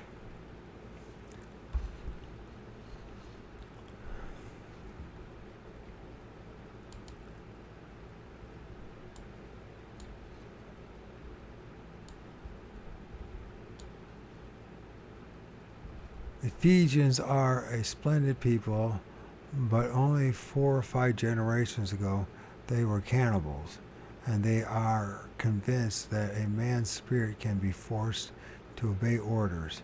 The houses still live, and by the Ratus, as the Rajas are called, are supported on piles made of such thick tree trunks. Before each of these was put in, a man was lowered to the bottom of the hole, buried alive beneath it, with orders that his spirit was to protect the pile from being attacked by termites. What? That's pretty crazy. I need to take a break from reading,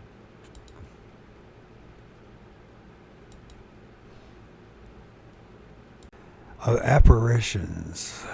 Generally speaking, apparitions are quite harmless, but there are several kinds, and some can be malicious. Although in most cases, ghosts are ethereal bodies, which the Egyptians called Ka, lingering for a while in a neighborhood in which the physical body has died. Sometimes it is more than that.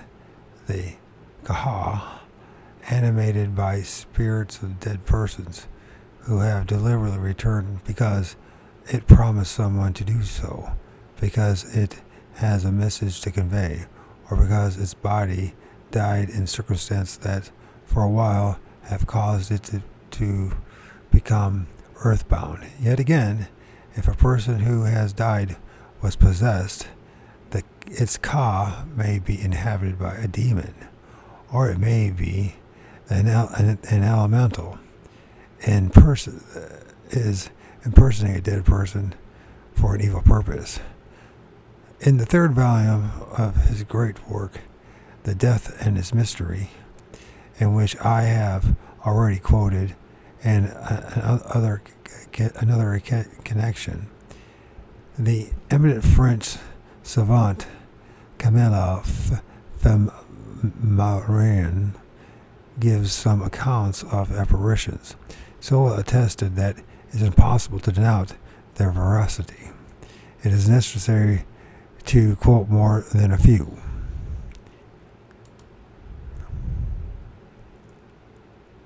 And let's look that up. Did I already look that up? Death.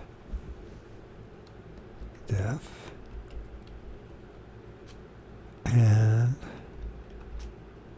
it's mystery. It's a lovely name.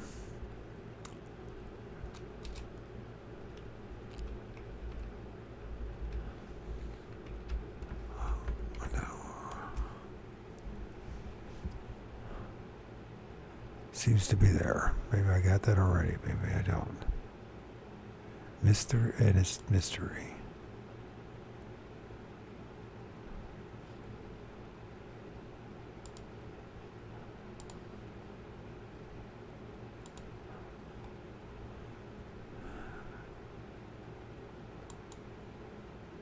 Let's see, I'm trying to save some of this.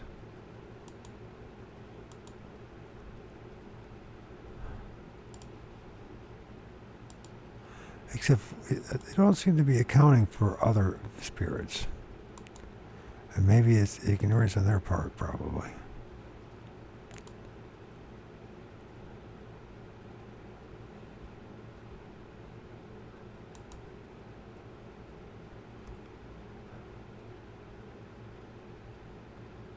It's a 400-page book.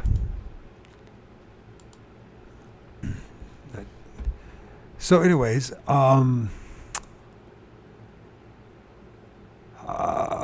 yet again, if the person who has died was possessed, it may be inhabited by a demon, or it may be an elemental is impersonating a dead person for an evil purpose. And the third volume is a great work, The Death of His Mysteries, from which I have already quoted in another connection. The eminent French savant Camille Flammarion gives many accounts of apparitions, so well attested that it's impossible to doubt their veracity.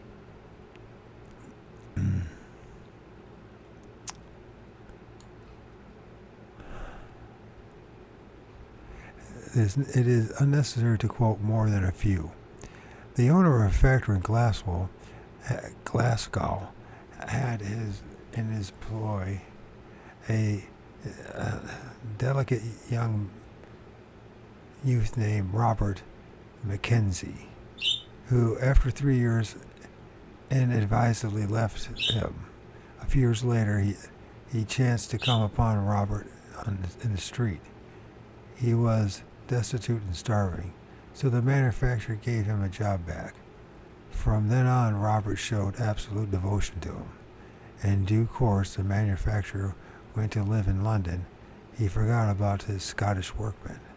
One night, he dreamt that he was seated at his desk, talking business with the customer. Robert entered the room and came towards him. Irritated, he asked the young man if he did not see that he was busy. With an air of ominence, Robert withdrew. But in the meantime, his employer had noticed that his face was livid blue, and that on his forehead there were beads of sweat. As soon as the visitor was gone, Robert hurried forward again. He protested that he had something most urgent to tell his master. He said that he had been accused of an act that he had not committed. Asked what it was, he would only reply that he wanted his benefactor to know that he is innocent. Pressed to say what he had been accused, he said, you can and soon. You will ken and soon," then disappeared.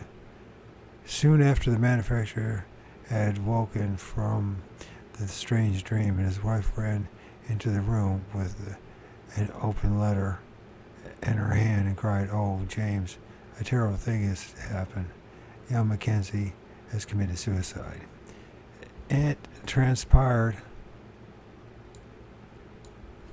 that on the previous Saturday, the workmen of the classical factory had held their annual dance.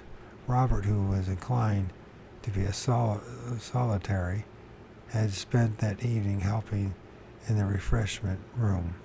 Afterwards, he had taken home a bottle that he believed would contain whiskey. Before getting into bed, he had taken a quick swig. It had been nitric acid. He had died of agony, and the symptoms his master had seen on the face of the apparition were those with the results of the nitric acid poisoning. A nurse named Mrs. Chambers sent the following to the Flammarian Tommy Brown. A boy is 12, belonging to a poverty-stricken family, was in a hospital suffering from malnutrition. His mother came to visit him, and he said to her, "Mama, there's Father."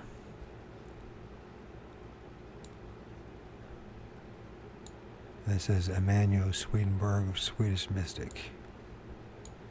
"No, dear," his mother answered. "There is no one there." "But there's," the boy insisted. "It's Father. He is beckoning me to follow him, so that I can take me away with him, so he can take me away with him." The mother thought that Tommy was delirious and remarked to Mrs. Chambers that the boy's father had been dead for 2 years. Hearing this, Tommy said, "No, he's not dead. He's there, beckoning me with his hand. He is calling me. He is calling me." Little Tommy died a few days later. The next example concerns a young woman who died of cholera in St. Louis in 1867. 9 years later, her brother, to whom she had been devoted, went on a visit to the United States. One day, when working in his room, he suddenly realized that she was sitting beside him. He was thunderstruck, but delighted to see her as if in the flesh, looking happy and charming, but for the fact that she had a nasty scratch across one cheek. On returning home, he told his parents about the vision. His father was incredulous and made fun of him, but when he mentioned the scratch on the girl's face, his mother fainted. She had made that scratch herself, accidentally, with a pen, while arranging her daughter's body for burial, and nobody except herself could possibly have known about it. Lord Brougham,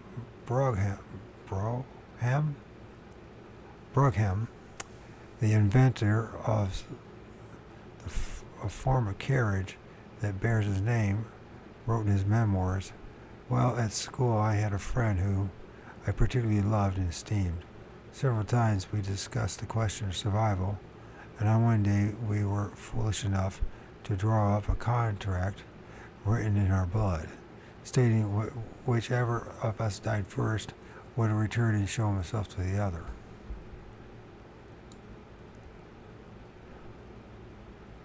A few years later, at the age of 21, I was traveling in Sweden. It was December and very cold, so on arriving to Gothenburg, I immediately had a hot bath. I was just proposing to get out when I glanced at the chair on which I had put my clothes. To my stupefaction, my friend was seated there, calmly gazing at me. On my return to Edinburgh, I found a letter from India telling me that my friend had died there on December 19th, the day that his ghost had appeared to me in Sweden. The following also concerns Sweden. Madame de Marteville's husband had been the Dutch minister to the country. After his death, one of his creditors demanded 25,000 Dutch florins. The widow felt sure that the debt had been paid, and to have paid it again would have put her in serious difficulties. So she went to the famous seer, Emanuel Swedenborg, 8 days after she had the dream. In it, her husband appeared to her and showed her a piece of furniture in which the receipt was. together with the hair comb set with 20 diamonds, which she had believed lost. Getting up, she found the things, then went joyfully back to bed. Following morning, Wittenberg called on her, and before she had said a word, told her that the previous night Monsieur de Martivel's spirit had appeared to him and had told him that it was about to appear to her. During the Civil War in the Vendees, a weaver named Jean, because it's Jean, Goujon was killed. As he had no family, his thatched cottage was left empty and abandoned. Next harvest time, a girl, 19, was returning home from the fields. To her horror, on passing the cottage, she saw Goujon lying across the threshold of the door. The apparition called to her, saying that his savings were behind a stone in the chimney corner, and imploring her to have them used for the repose of his soul. Repose of his soul. The money was found, and the masses were said. Here is an account of how the lives of many people are probably saved. A.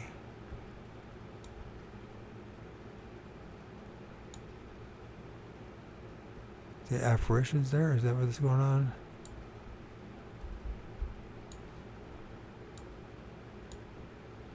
Another apparition. Psychic photograph in which has appeared in white draped figures said to be a dead friend of someone present.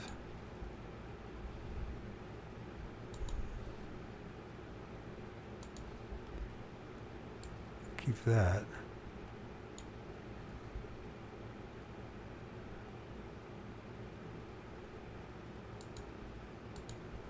I don't know if that's legit or not. He feels it is.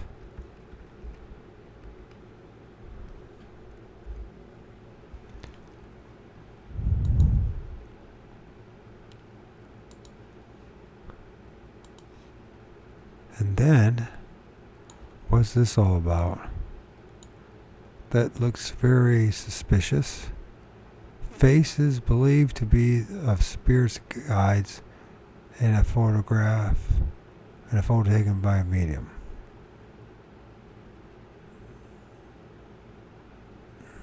Hey, why not? Or it could be some kind of clever illusion created.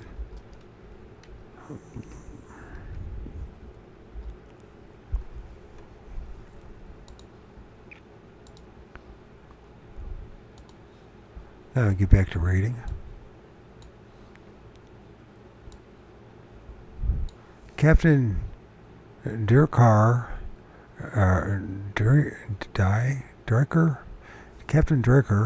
was in command of a ship sailing from New York to Tortugas. He states, "One night, everything being as it should be, I left my absolutely trustworthy first mate in charge on the bridge and went down to my cabin. At 10 to 11, I distinctly heard a voice say, 'Return to the bridge and give orders to cast anchor.' So I called out, 'Who's that?' but received no reply. So I went to the bridge. No one from it had come down to me, and all was in order.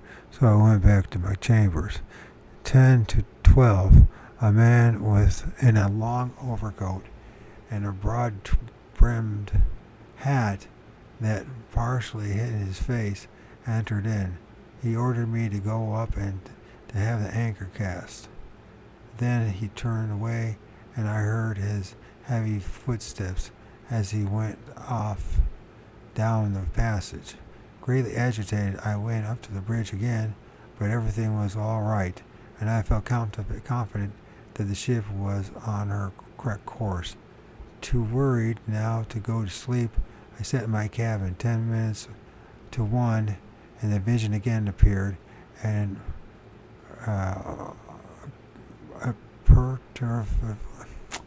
imperatively ordered me to have the anchor dropped. Suddenly I recognized the apparition as one of my old friends, Captain John Burton, who had been extremely kind to me when I was a boy. I had gone on voyages with him, doubting the rightness of the order no longer. Doubting the rightness of the order no longer, I ran up to the bridge and had the anchor cast. In the morning I found that had I not done so, the ship would have run on to the rocks of Bahama.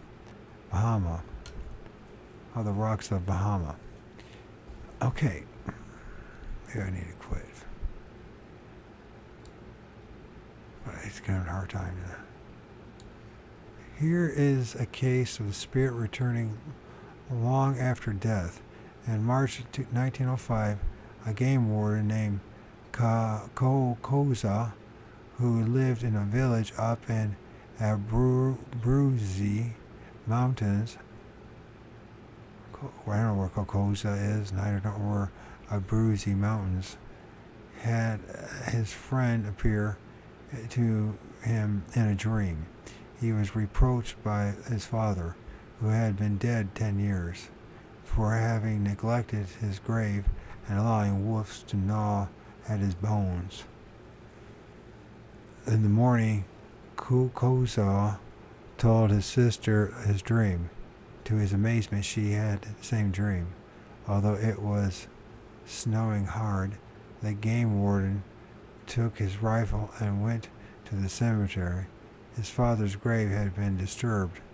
There had been footprints of wolves in the snow and scattered bones that had been gnawed. Koza complained to the authorities and took action against the cemetery officials. And it then transpired that the cemetery being very small, it was customary to open up graves after a corpse had been interned for 10 years and remove the bones to the Carnell house. The grave diggers had been carrying out their work at the grave of Koza's father when a blizzard had come on and caused them to stop, leaving the bones at the side of the grave. I have, I think, better grounds than most people who believe they can or have seen apparitions for feeling certain that it really was a psychic manifestation, because I doubt if I had then ever heard about ghosts, I took it for a burglar. At the age of 8, being a delicate boy, I was sent to boarding school in Margate in order that I might benefit from the reputably healthy sea that in winter often blew in icy gusts direct from the North Pole upon the seaside resort. Owing to my tender age, instead of being put in a dormitory, I lived with 3 other youngsters in the headmaster's villa. It was square, detached, 3-story house having a single central stairway with 4 bedrooms opening out onto the first floor landing. One winter night at 8 o'clock, I was going to bed with a single companion. He was next to the wall, and I was next to the banister. Only a dim light came up from the hall. When I was within 3 steps of the landing, my head was leveled with the top of the banister. I chanced to look to my left through the banister. A figure was crouching on the lower steps of the upper flight leading to the second floor. It had one arm on the banister rail, the face was below the hand, and a white blob staring through the banister into my eyes. Terrified, I halted. As I did, so the figure glided silently up the stairs. Next moment I was flying down the stairs, yet at the top of my voice, yelling at the top of my voice, a burglar, a burglar.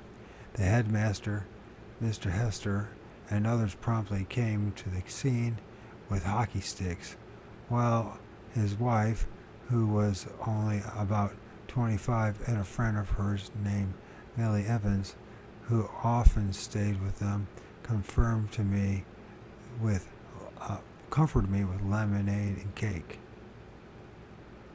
The house was searched. The burglar had disappeared. Nothing had been taken. Nothing disturbed. There was no building near enough for a man to have leaped from the roof to another. In the morning, they went around the outside of the house. There were no scratches on the drain pipes, no broken plants or footmarks on the flower beds. Everyone insisted that I had imagined the whole thing. I swore that I had seen the outline of a crouching man, his hand on the banister, his face peering into mine. Years later, during the First World War, I again met Millie Evans. After we had chatted for a while, I asked her, "Do you remember when I saw that ghost?" "Oh, of course," she said. "You thought it was a burglar, but it wasn't." The Hesters were very keen on spiritualism. In the evenings, we frequently held seances and got wall wrappings. When no burglar could be found, we realized that the thing you had seen must have been something very nasty that we had called up, and we never had held another seance. My only other psychic experience was on the Western Front. My division had a pretty heavy pacing in the battle of Passchendaele. Passchendaele? I don't know how to pronounce it. It's Passchendaele. Pescadilly, I was called that. So we were taking out of the Ypres sector and sent down to a very quiet part of the front opposite of Cambrai. The officers in my battalion were given a wall garden in which to pitch their tents. It lay behind the chateau that the Germans had blown up the previous summer.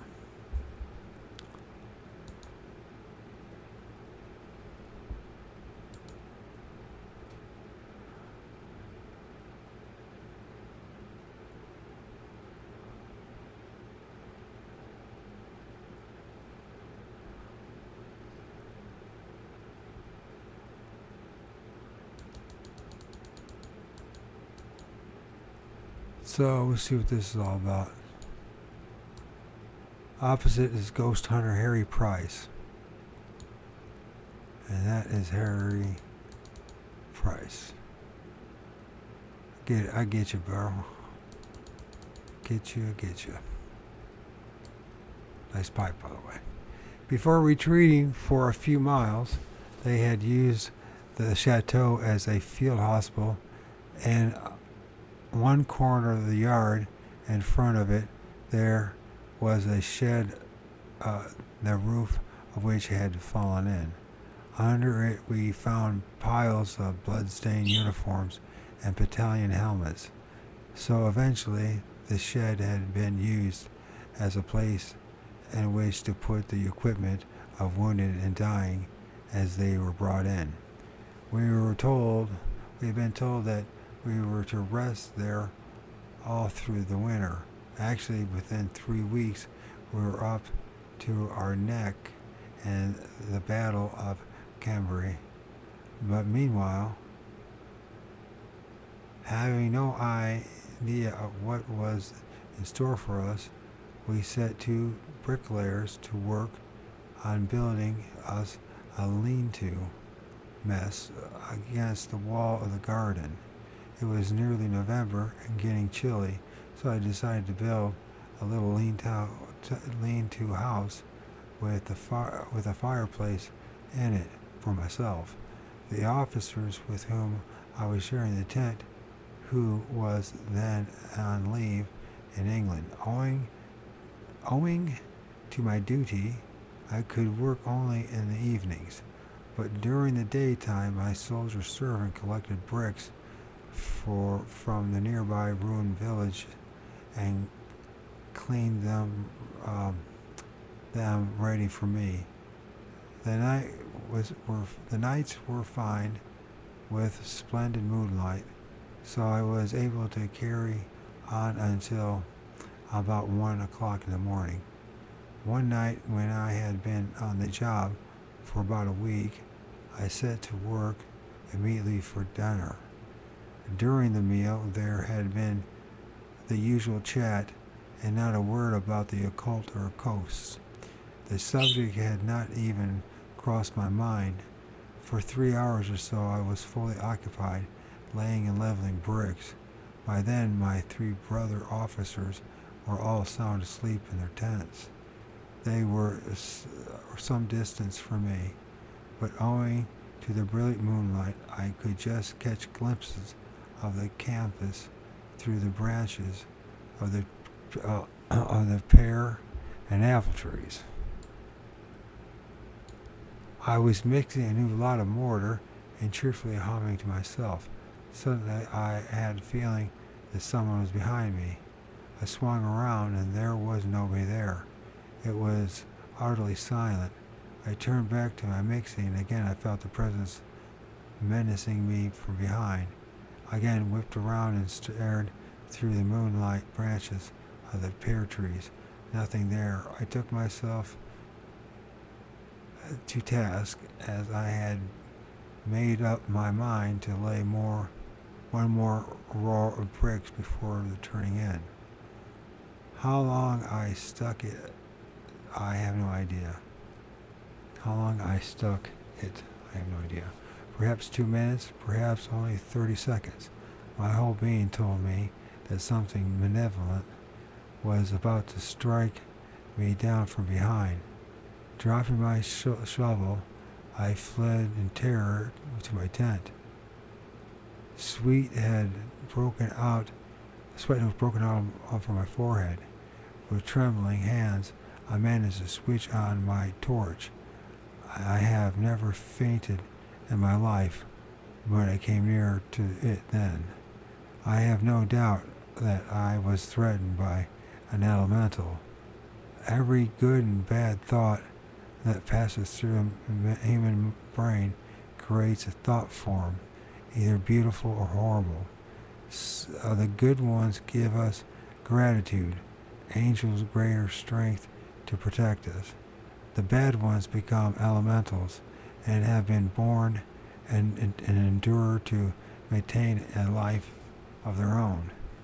This they can do by feeding on the spirit forms of awful excreted vomit, blood, and split semen. They build up etheric bodies like those of demons, and the paintings of Borel. It's Brughel. Borel. Normally they are invisible, but they are often seen in chronic alcoholics and drug takers, on whom they feed as spiritual parasites. When such a person dies, the elemental blindly seeks someone else to whom to batten. Could be. I think I have to deal with that myself. Elementals. The modern occultist. I have been reading books on ancient religion and occultism for the best part of 20 years when I decided to write my first novel with a black magic theme, The Devil Rides Out. But I did not feel that I really knew enough about the subject, so I secured introductions to the leading occultists of the day and asked them to dinner several times and had long discussions with them.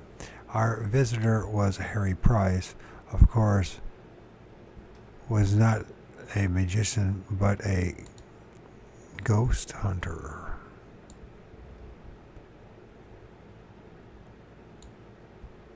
Looks like a good place for a ghost.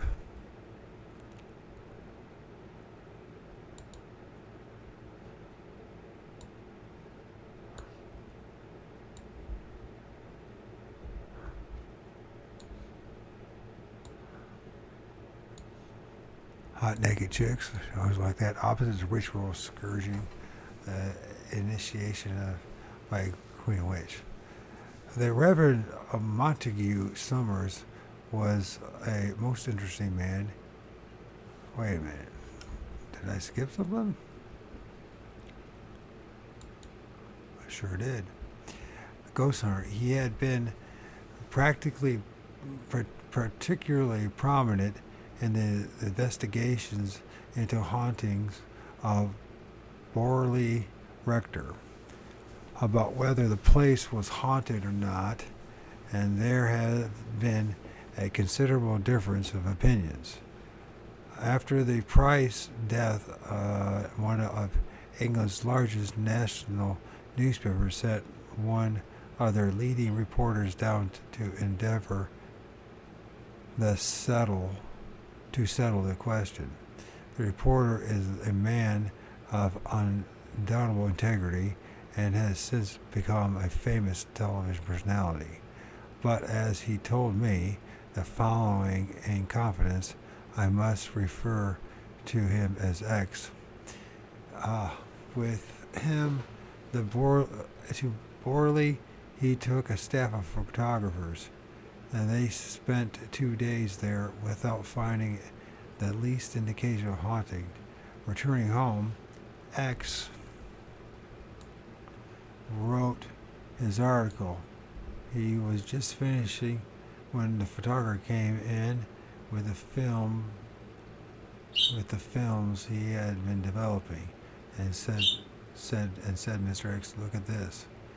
It was a photo of the rectory taken from the field beyond the road that passed it.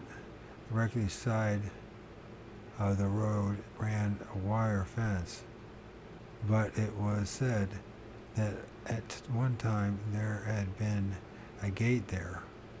On the photograph plate there was a gate, and standing in it the outline of a figure, a nun. They took the photo to the editor. For some reason it was against the policy of the paper to confirm Price's contentions to the rectory was haunted, so the photograph was suppressed.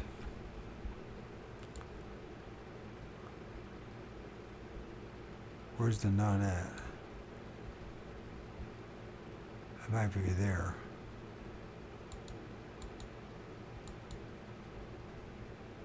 There's the gate. Where's the nun? I don't see anything. That doesn't mean there's not something there. I just don't know what I'm. He said there's a gate and there'd be a nun.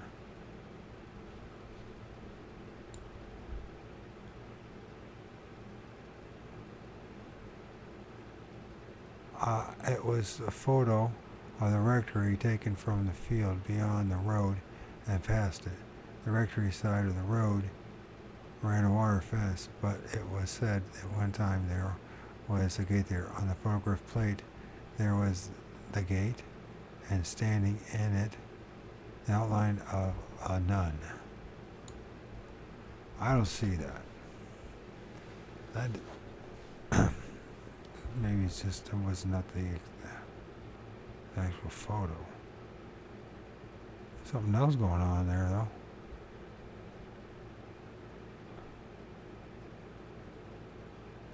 One of those black-eyed, racist black-eyed Indians.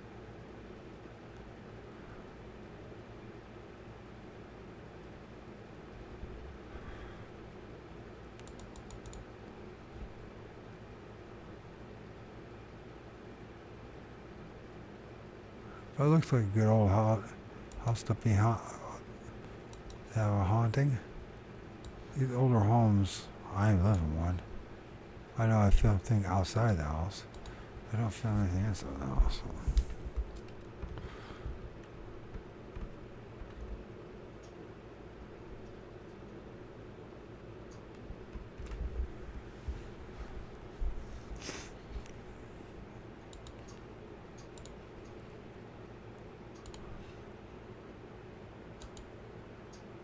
Then you got some hot chicks half naked. Wee wee.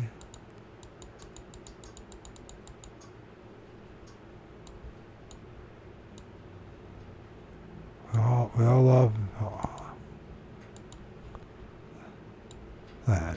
The Reverend Montague Summers was a most interesting man. He was not only a great authority on witchcraft, werewolves, and the rest, but also wrote a number of excellent what the hell is that about? The Reverend Montague Summers was the most interesting man. He was not only a great authority on witchcraft, werewolves, and the rest, but also wrote a number of excellent books on the Restoration theater. He also dressed as a clergyman and with a silver locks that curled down on either side of his pale aristocratic face. He was the very picture of a restoration bishop. But quite a number of people maintained that he had either been defrocked or had never taken holy orders at all. I recall his telling me on one evening of an exorcism he had performed in Ireland. The wife of a cottager was apparently possessed by a devil. When Summers arrived, she was foaming at the mouth and had to be held down. With a bell and book, he performed a ceremony. A small black cloud issued from the woman's mouth. She became quiet. The black cloud disappeared into the cold leg of mutton that had been put on the table ready for supper. A few minutes later, it was seen to be swarming with maggots. Summers asked my wife and me to spend a weekend at his house in Alresford. We motored down on a Friday afternoon. When we were taken around the garden, my wife spotted the most gigantic toad she had ever seen. And in the bedroom we were given there were dozens of enormous spiders. On this Saturday morning, my host took me into a room that was empty except for a pile of books. Picking up a small leather-bound volume, he said, "Look, this is just the thing for you. It is worth far more, but I'll let you have it for £50. I did not want it, and anyhow could not afford it. Much embarrassed, I said, "No, I never have seen a man's expression change so swiftly."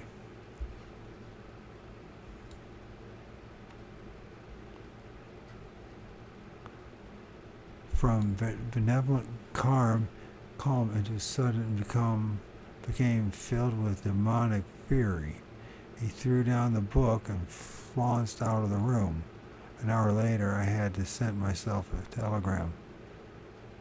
By Saturday evening, my wife and I were home again in London. This was the last I saw of Reverend Montague Summers. Rollo Ahmed was a very different character. He was an Egyptian by birth, and from his father's family had acquired his initial knowledge of the secret art. However, his mother was a native of the West Indies, and while Rollo was still in his teens, his parents decided to leave Egypt. For many years he lived with them in devil-ridden islands and little explored forests of Yucatan, Guyana, and Brazil. In those places he acquired first-hand knowledge not only of the primitive magic of the forest Indians, but also of voodoo and use of obeys. What are obeys?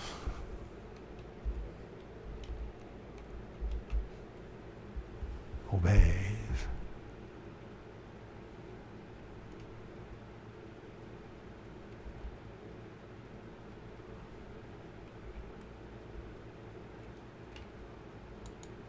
What are obeys? A form of belief involved in sorcery practice in parts of the West Indies, South America, and southern U.S. A fetish or charm used in practicing obey. Also obey.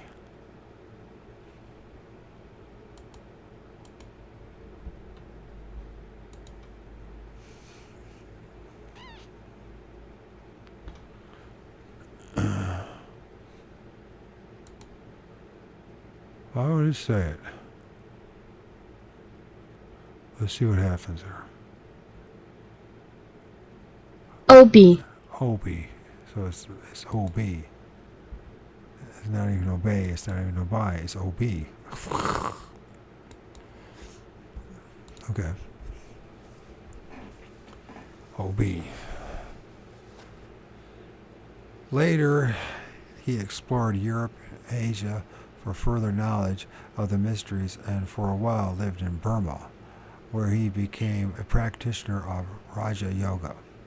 He was a small, slim man, neither bombastic nor subservient, with a most cheerful personality and ready to laugh. He spoke English perfectly. Several times he dined with us in Queen's Gate. On one occasion, on a freezing night in midwinter, he arrived without a hat or overcoat, dressed in a thin summer suit. He had walked all the way from Clapham Common, yet that his hands were glowing with warmth. This, he declared, was due to his practicing yoga, and he offered to teach my wife and me yoga breathing. We had a few lessons, but were too heavily engaged with other matters to follow it up. After a great success of The Devil Rides Out,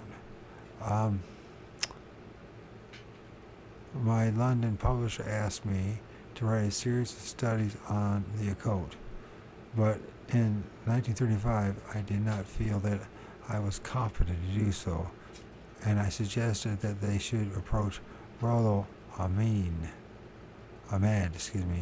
He wrote The Black Art for them, and having reread it recently, I am again amazed at the extent of his knowledge. From him I learned a great deal. Later I was told that he had slipped out into a cemetery and failed to master a demon. who had caused all his teeth to fall out. Soon after the opening of the way, I lost sight of him. I had other things to think about.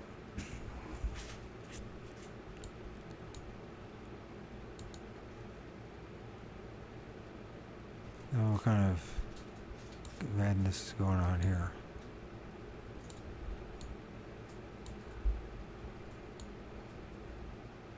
Boobies! Everyone loves boobies. Thank God for firm boobies. Opposite is Queen Witch, consecrated wine with her ceremonial knife.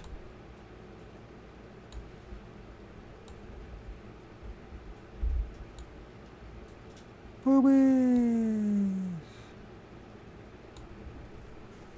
I was introduced to Aleister Crowley by a friend of mine who was a very well-known journalist and later a member of the Parliament, became one of the leaders of the Socialist Party. I will therefore refer to him as Z. Crowley dined with my wife and me several times. He was a fascinating conversationalist and had an intellect of the first order. His interest in the occult dated from his days as an undergraduate in Cambridge. It is said that while there, he wanted to open on a body play by what? He wanted to put on a body play by Aristophanes, but the master of John's forbade it. Thereupon Crowley made a wax figure of the master, and a group of youngsters took it out into the meadow one night at full moon. While they stood in a circle around him, he recited an invocation and prepared to stick a long needle into the liver of the image. One of his companions was seized with qualms, broke the ring, and grabbed his arm to stop him. The needle pierced the image ankle instead of the liver. The next day, Master fell down the steps of the college and broke his ankle. In Paris, in a later part of the last century, there were several powerful practitioners of the black art. Among them was Eliphas Levi, the defrocked priest, Abbé Bolon, and his ex-nun mistress Adèle Chevalier, Jules Bose, Julie Bolt, Oswald Worth, K.J. Heismans, and Marquis Stanislas de Gata, I guess is how it Gata, who founded the Kabbalistic Order of the Red Cross. There was bitter rivalry among these adepts, and there is reason to believe that Agate killed Bolin by sorcery. Meanwhile, the Order of the Golden Dawn had been founded in England. It had over 100 members, including Algernon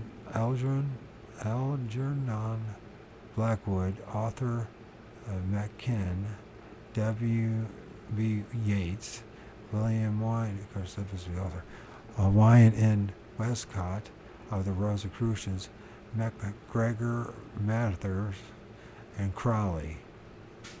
The two latter became deadly enemies.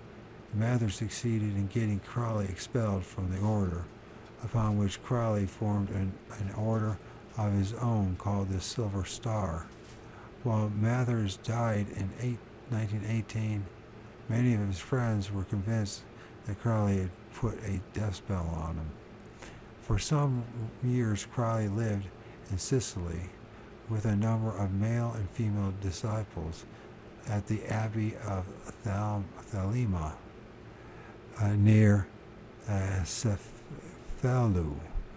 Black masses were said there and animals offered up to Satan. It was then rumored that the human infants were also being sacrificed, upon which the authorities expelled Crowley from Italy. In Crowley's book, Magic in Theory and Practice, he gives the degrees of initiation as follows. Order of the SS, the Ipsissimus, the Magus, the Magister Templii, Order of the RC, Adeptus Acceptus. This is the Babe of Abyss, the Abyss.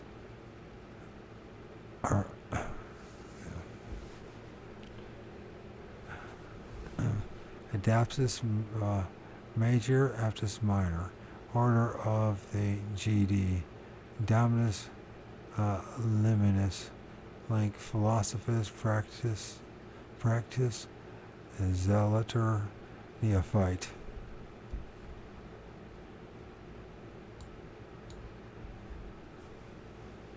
Probationer. These figures have special meaning to initiates and are commonly employed to designate the grades. And so it's got this 0 to 10 with the degree sign next to it, right? And then there's numbers 0 to 0, 0 to 10, 2 to 9, 3 to 8, 4 to 7, 5 to 6, 6 to 5, 7 to 4, 8 to 3, 9 to 2, 10 to 1.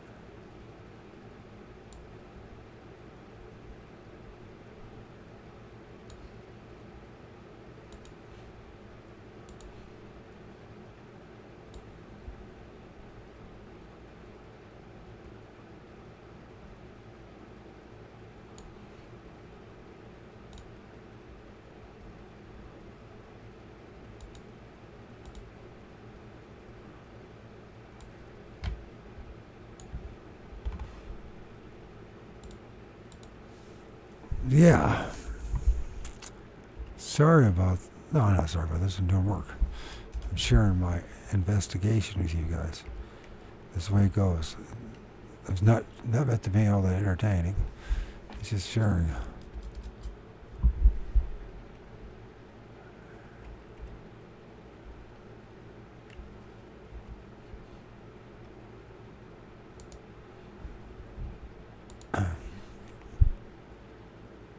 So this guy's a bigger shot than I realize.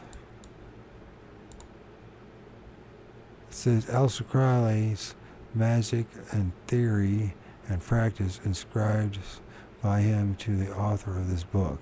Opposite is Aleister Crowley, who claimed to be the devil's chief emissary on earth and identified himself as the beast whose number 666 in the book of Revelation.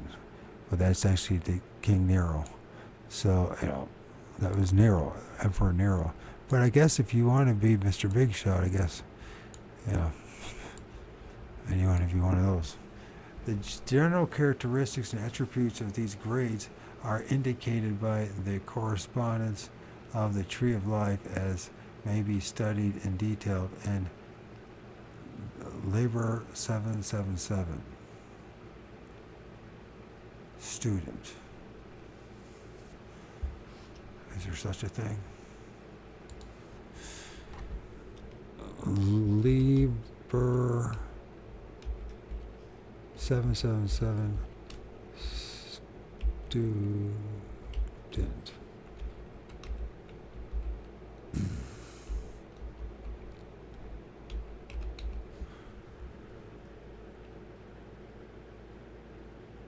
Liber 777 student. Is there a dot after that?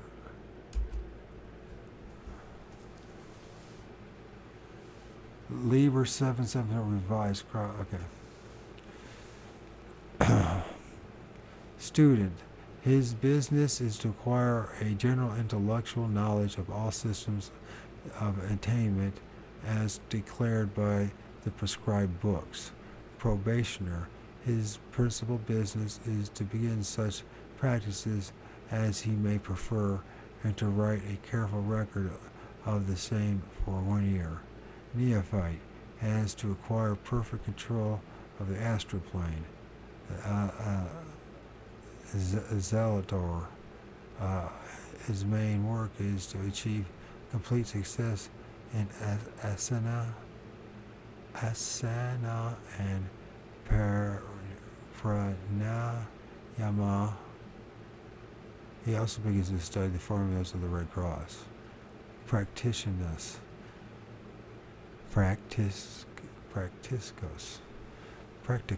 that's what it is expected to complete his intellectual training and in particular to study the Kabbalah. Philosophus, expected to complete his moral training. He is tested on devotion to the order. Dominus Eliminus is expected to show mastery of Pratyahara and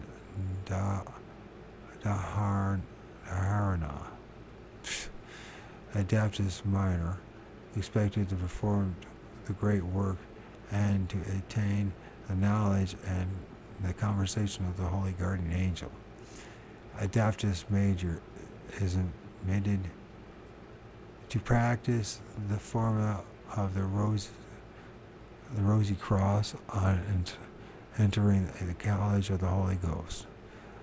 Adaptus Exemptus obtained a general mastery of practical magic though without comprehension.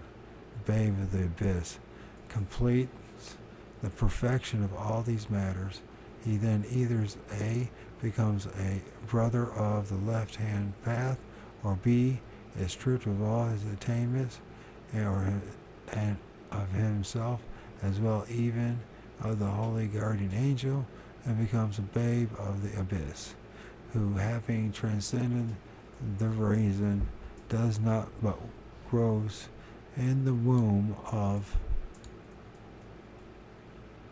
the abyss, who, having transcended the reason, does not. Sorry about that. I just said repeat that. Let me try this again. A babe of the abyss completes the perfection of all these matters.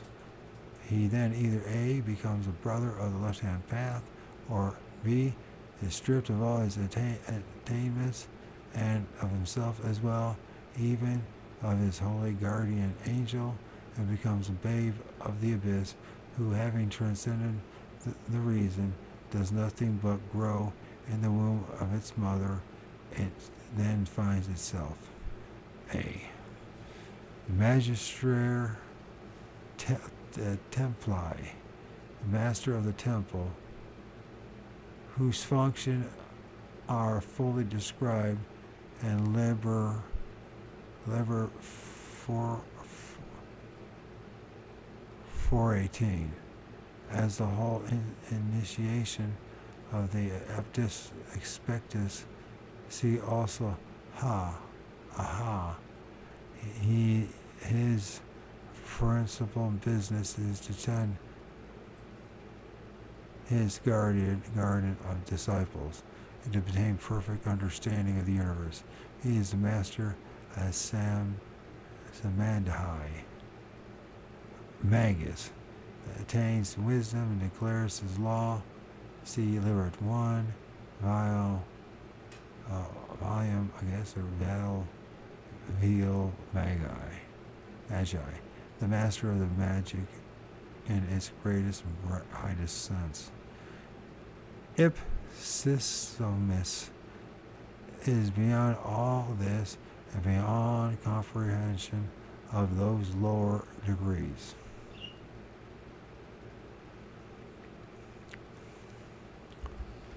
I don't know. Seems to me like a bit of a headache. No promise. More the same thing that you hear all the time. Who knows? I know there's a lot of, cause, a lot of people have been influenced by him, or in leadership in this country alone. So,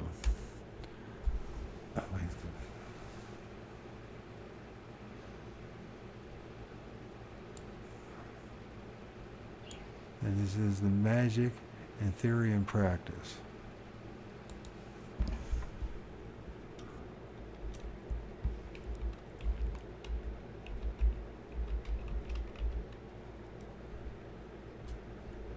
In theory and in practice.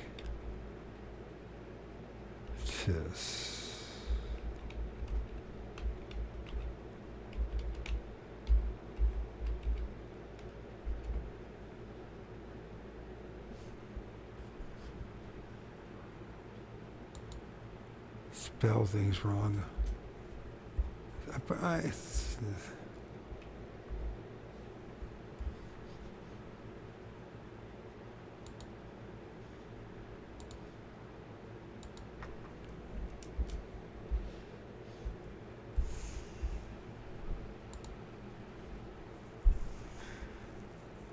Okay.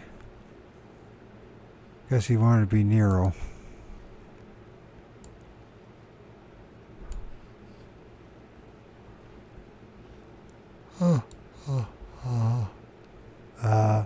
Janus had wand used by Aleister Crowley.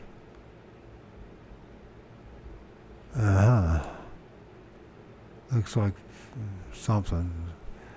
Having had Crowley to dinner several times, I told my friend Z that although I found him intensely interesting, I was convinced that he could not harm a rabbit.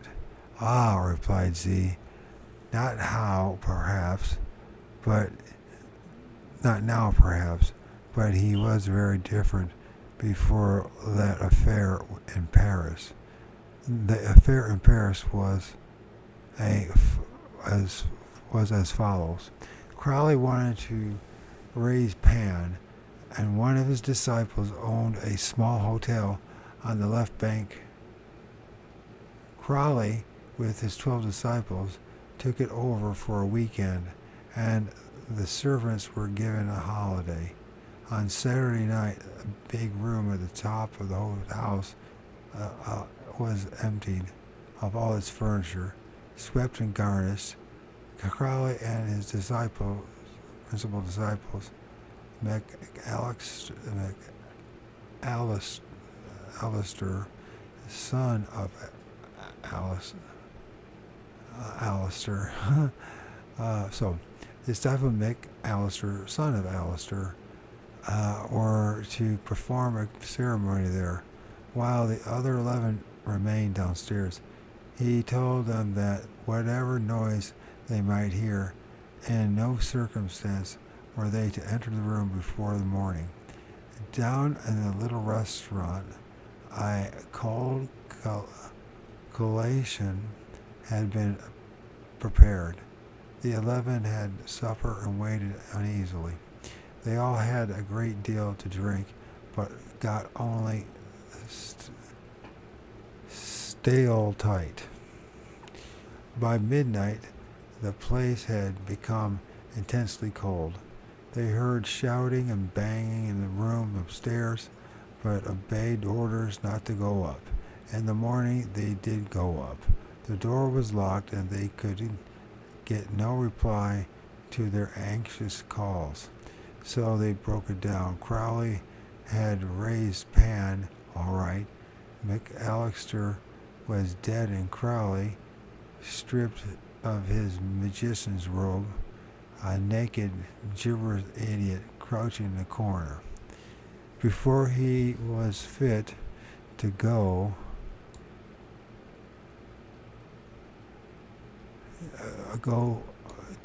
about again, he spent 4 months in a lunatic asylum. Z, who told me all this, had been one of his disciples and an eyewitness to the party. Voodoo. This is one of the vilest and cruelest and most debased forms of worship ever devised by men. Its origin lay in darkest Africa, and the Negro has carried it foul practice with him to every part of the world which he inhabits, and now even I am told on good authority to several cities in England. Voodoo accounts of the creation is that God took his woman into the bedroom, together they begot it, and according to these people, this is all that a woman is fit for, together with working and cooking for her man. All teenage girls are specially trained for marriage by old bed dames. It is held that soft beds make a poor foundation for copulation. The girl is taught to lie on the hard floor, supported only by her shoulders, elbows, and soles of her feet. On the day of her marriage, she offers her vagina to her new owner in this position. During her training, she has been erotically stimulated, and in the morning of the wedding given aphrodisiacs, so that she will not disgrace herself by failing to exhaust her man. The uplifted finger of voodoo greeting represents the male member. The voodoo handshake is the thumb of one person thrust between the thumb of the first finger of the other person, symbolizing copulation. A voodoo ceremony, the Hungan or priest asks the Mambu or priestess, "What is truth?" Throwing back the veil, she exposes her sex organs.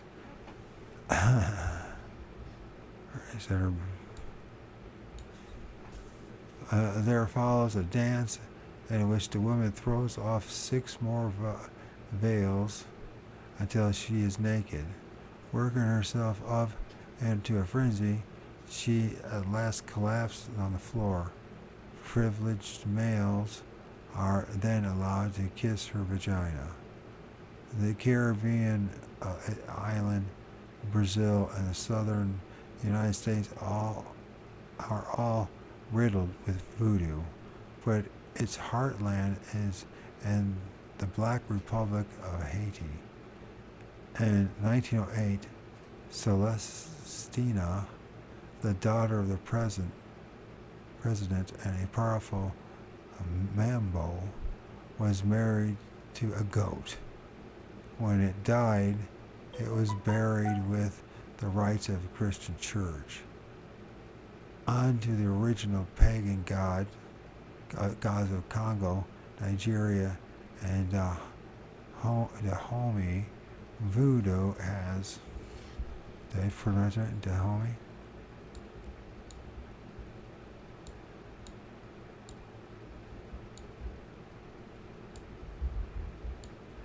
Has grafted the Christian saints. For instance, Dambola Kudo, the snake god, who is the greatest of the voodoo gods, is associated with St. Patrick, because in pictures of the saint there is always a snake. A voodoo altar looks like a stall at a cheap jumble sale. One that I saw in Brazil had heaped on it pictures of the Virgin Mary and several saints. Bottle of Coca-Cola, little pots, and of wilted flowers, shredded palm fronds, a dagger, a fly whisk, and flash of rum. But so primitive still are some of these people that voodoo ceremonies are held to appease spirits that they believe to live in the sources of the river. Usually the ceremonies are held in a compound called a Hanfort, and where the Hangan lives like an African chief. To rise and fall of brilliantly coordinated drumming rituals are carried out with a sword, flags, and dances. The couple dance skillfully among a maze of candles set up on the floor, and their movements represent copulation. The Hagen also dances and makes the same movement. Will press himself against the backside of some of the dancers. Now and then a man or woman will break away and swirl around and around, excited by the drumming into a frenzy. Their eyes roll and they become possessed by one of the many spirits they call Loas. Through them, the Loa makes demands and prophecies. Foaming at the mouth, the dancer then has a fit and falls to the ground. There are two kinds of gods, the Radha under Dembola, who are good gods, and the Petro, who are evil. That's probably a good place to stop. I'm getting tired.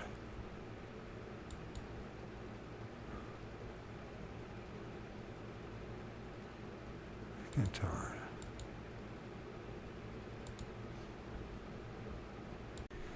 There are two kinds of gods, the Radha under Dambala, who are good gods, and the Petra, whatever, we'll read this again, who are evil. The chief of the latter is called Baron Samedi, or Samedi. Baron Cemetery, Baron Croix. Three lords: the Lord of Saturday, the Lord of Cemetery, the Lord of the Cross, for one deity. Dambella's day is Wednesday, and he likes to have a white cow and white hen sacrificed to him. His woman is Ada Kudo.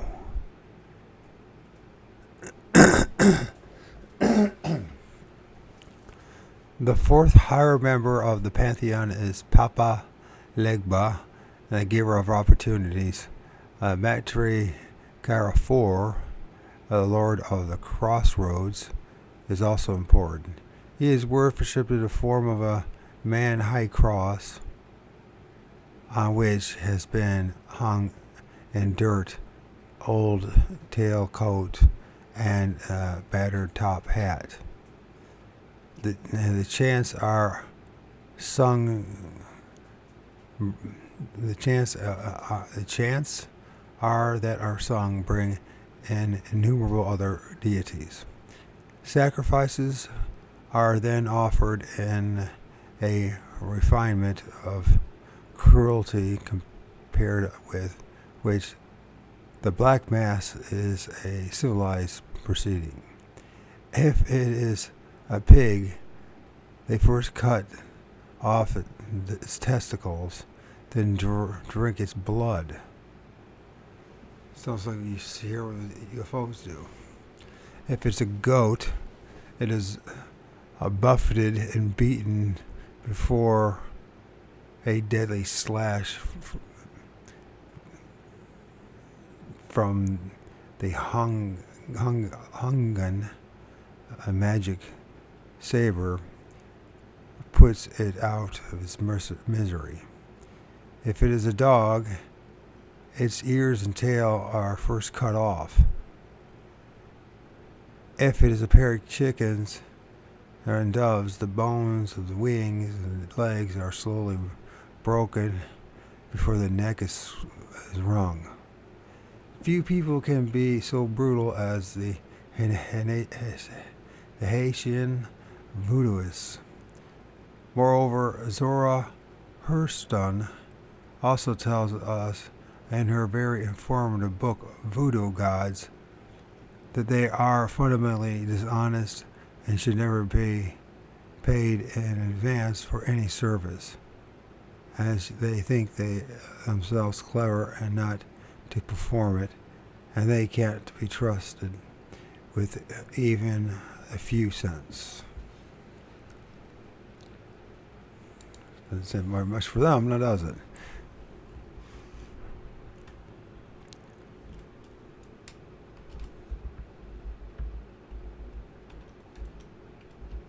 Voodoo Gods.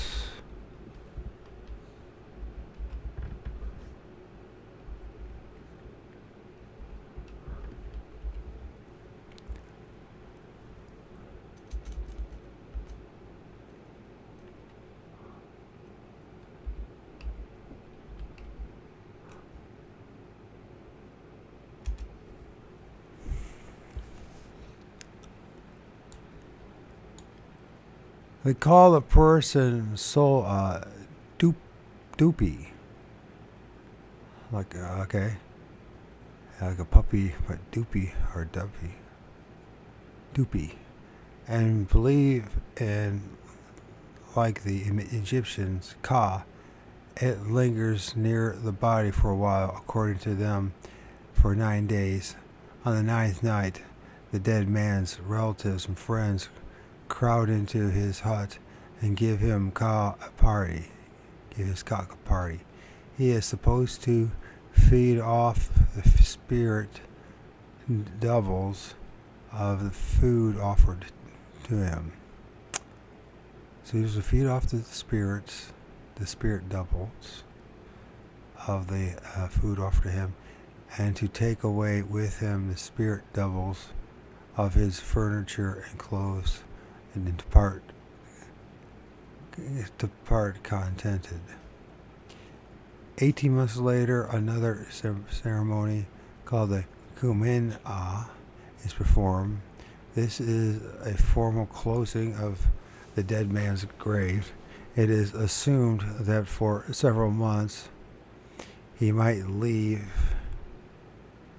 it from time to time to wander about, but that's after a year and a half he will really have settled down, so there is no longer any fear of that. By closing it, he would be shut out.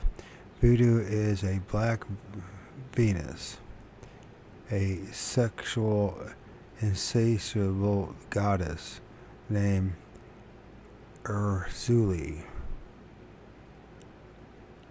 So, voodoo has its black Venus, a sexual, insatiable goddess named Erzuli.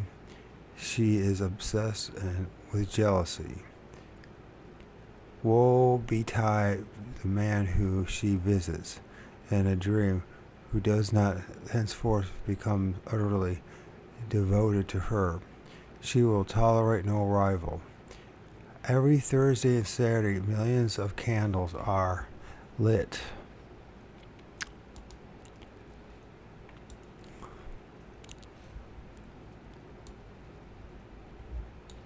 And then we'll get here, opposite votaries posed in a voodoo dance.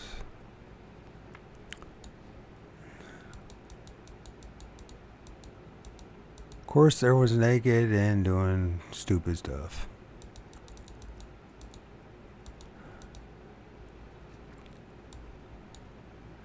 Well, at least it's stupid to me because I don't know what the hell they're doing, really.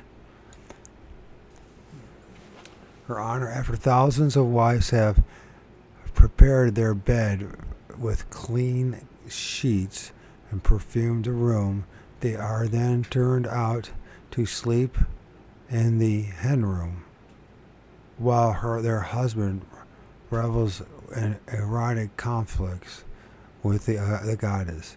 It is somewhat surprising to learn that when a man seeks initiation to the cult of Erzulie, his baptism includes the reciting of the Hungan of 3 credos and 3 Ave Marys. Like Avenue, Ave Marys. So credos and Ave Marys. I don't know. Side by side with the normal voodoo ceremonies, which are in all conscious are revolting enough.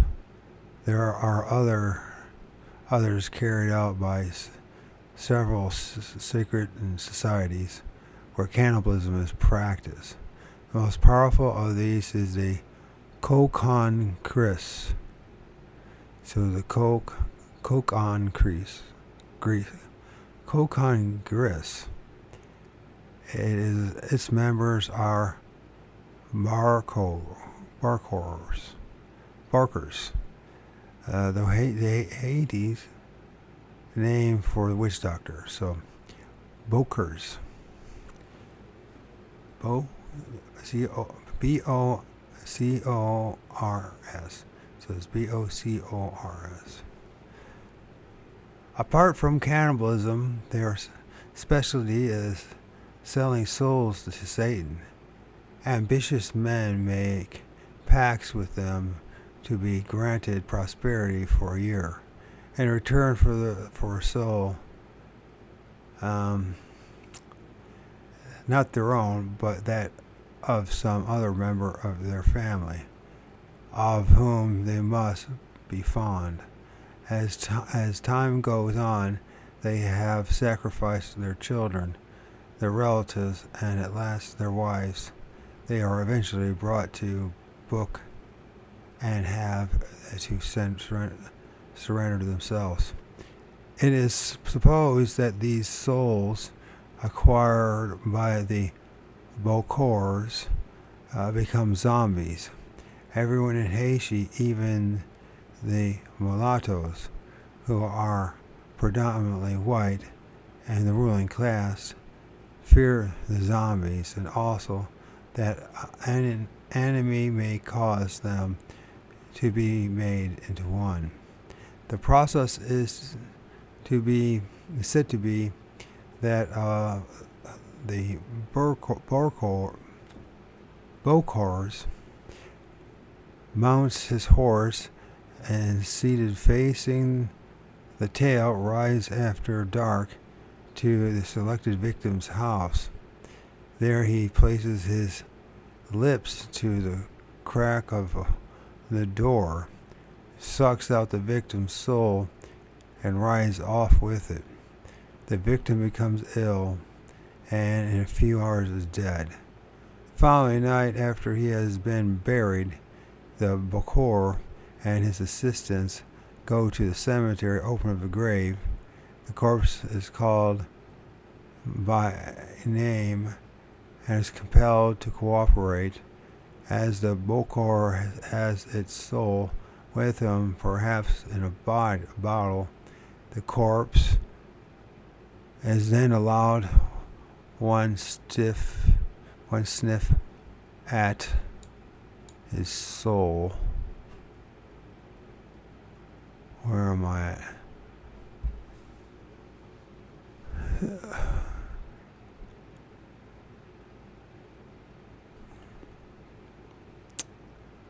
I lost my place.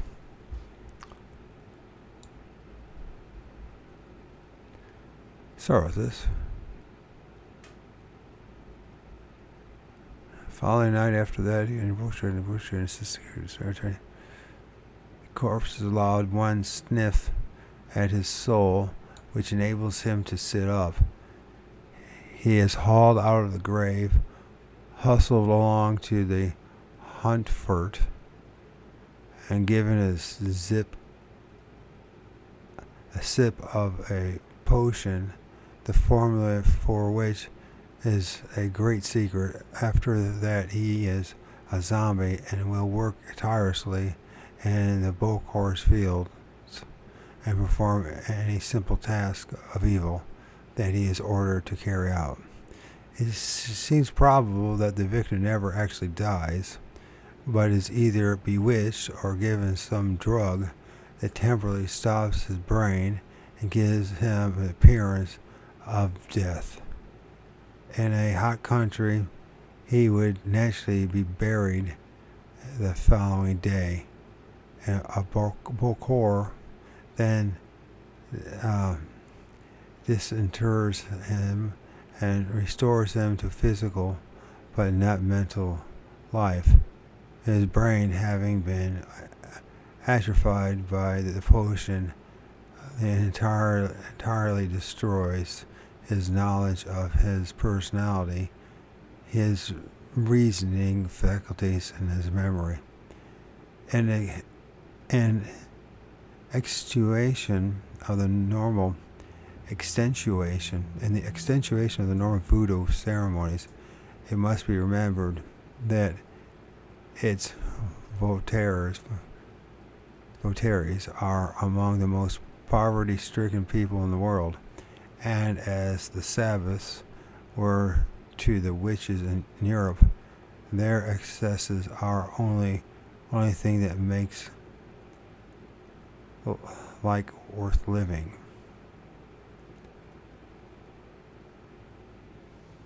And a tragedy that they should have been ensnared in such cruel and bestial practices.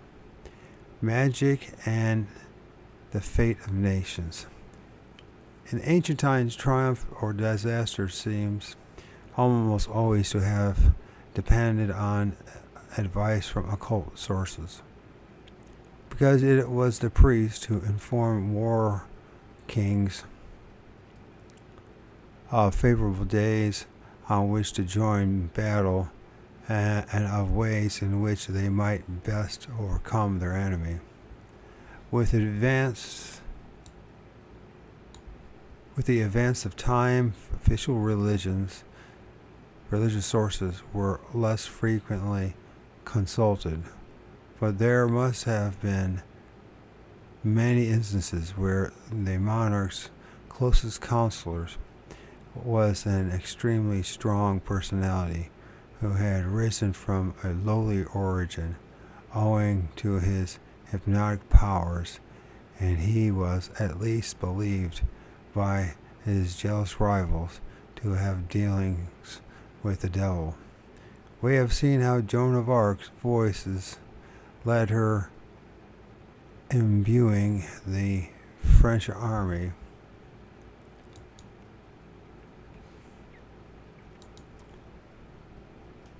Gosh darn it. Golly darn it. Yeah. I'm so tired. That's all I've been doing, just reading. I can't sleep. I guess I'm possessed with needing to read. And that's that famous dude, we all know. The opposite is Gregory Efimovich Rasputin. So Gregory Efimovich Rasputin, everybody knows the last name Rasputin, the hypnotic monk who dominated the court of Tsar Nicholas II. He's going to be an example, obviously, of what he's talking about. And they always had their occult dudes and courts.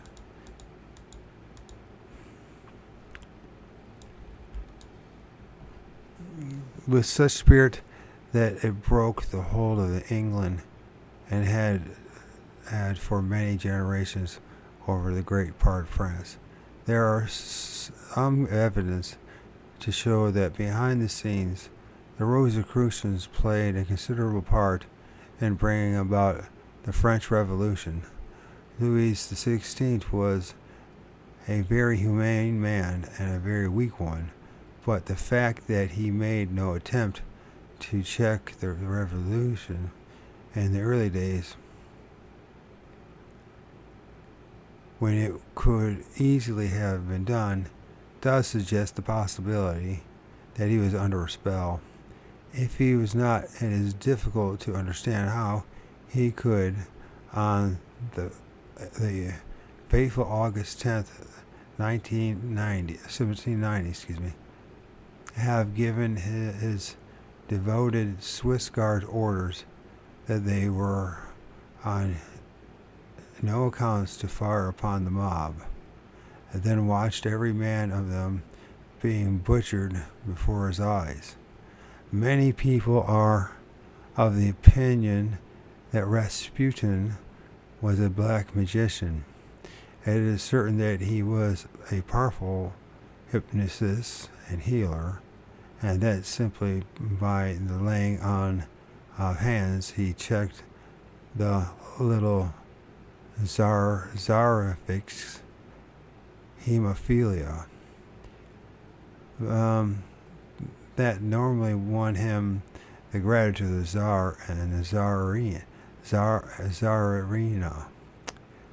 But it seems a little too much that these two rabid autocrats should have allowed him to make a habit of kissing them upon the face.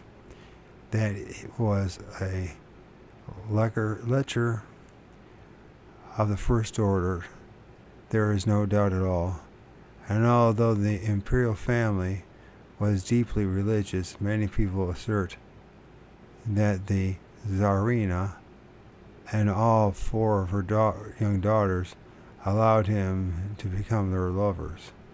For them, and many well-born ladies in the Russian court, to have allowed an unwashed monk who kept his long fingernails encrusted with dirt is to gratify his lust on their bodies. An explanation was advanced to me by my good friend Joseph Vinci, sorry about this, who for many years ran the Hungarian restaurant in London. The Hungaria.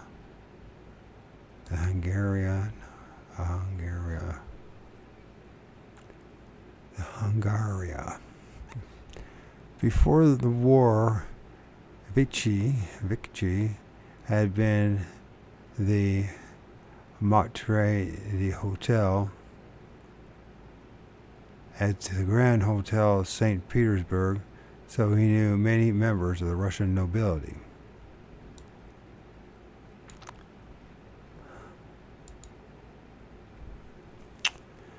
And later those who came to live in London after being driven into exile made the Hungaria their favorite meeting place.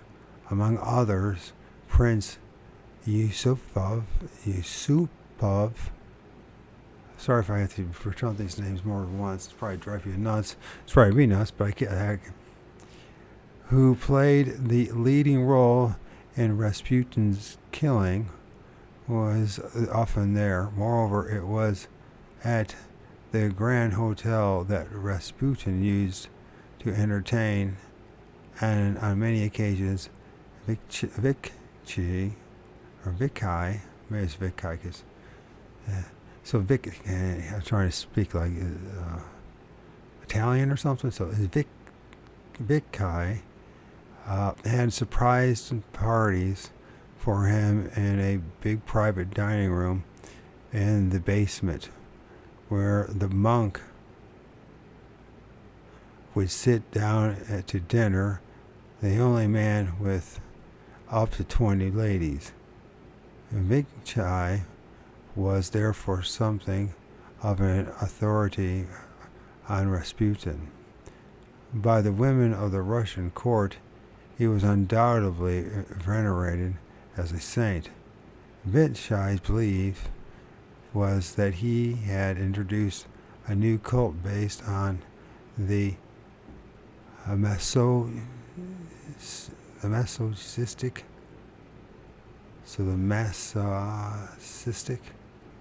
like masochistic outlook of St. Paul. That humility was the key to heaven, and dirtiness next to godliness. How better could these ladies win favor in the sight of the Holy Trinity than by submitting to his carcasses, or his caresses, not carcasses, to his caresses. My eyes are blurry as all get out.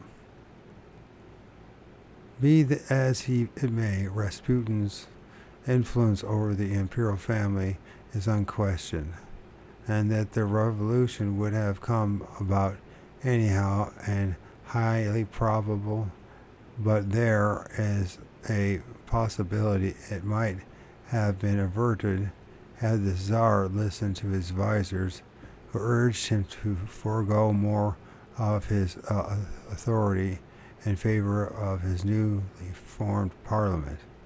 Instead, with Rasputin's blessings, he went off to spend useless months at the headquarters of his army, leaving his wife and the monk to run the government.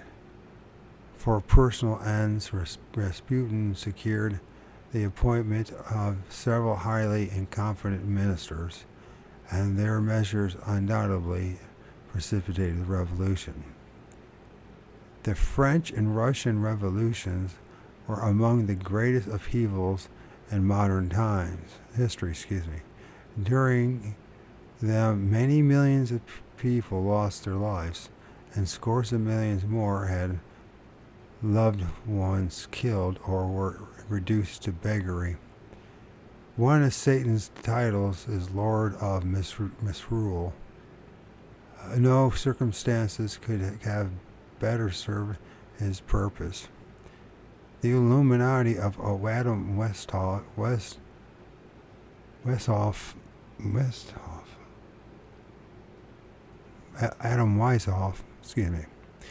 the Illuminati of Adam Weishaupt, and in view of his tireless inquiring mind, it would not be very surprising if there were so. But one is reminded of the saying, a man... I must be so tired I can barely read. There's another naked woman. Well, he appreciates naked women. Can't blame him for that. And there's a naked guy. What is that? Is his penis or something? Or fake penis? Opposite is witches dancing in a circle. And then the mounted spirit carved in wood from West Pakistan.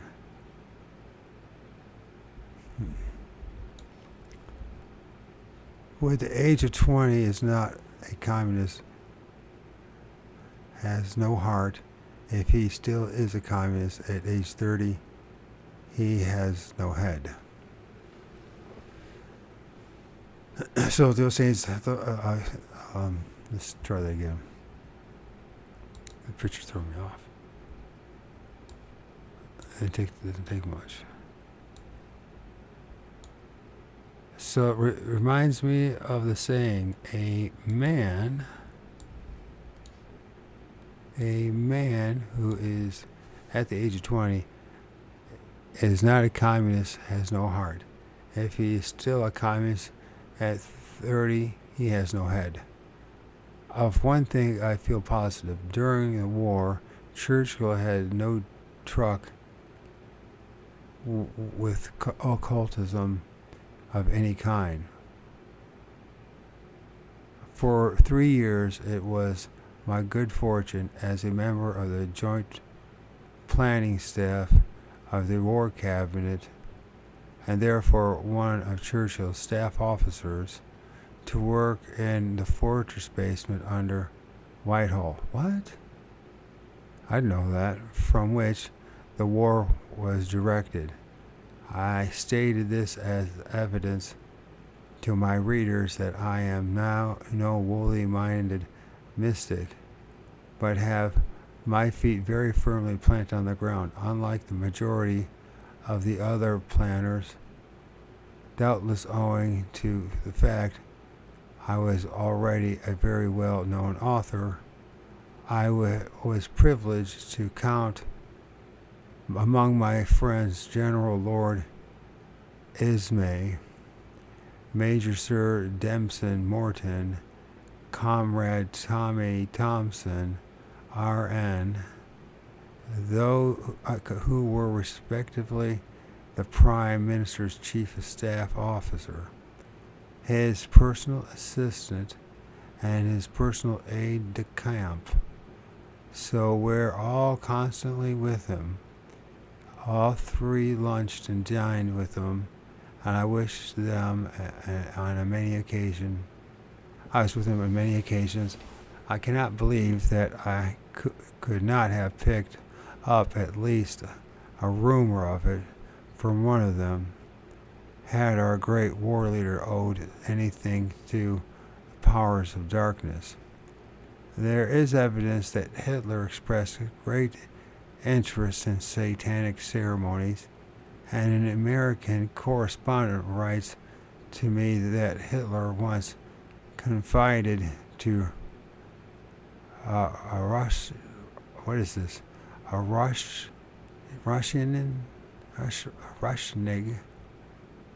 I don't know if that is. To a Rushnig. Does anybody know what that is? I don't know what that is. What is a Rushnig? A Rushnig.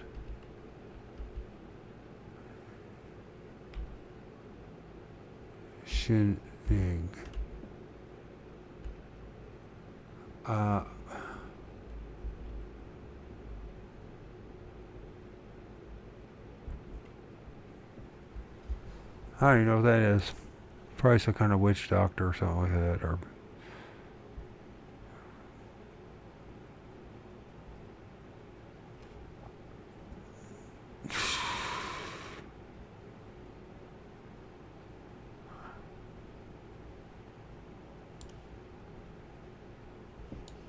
I don't know what it is.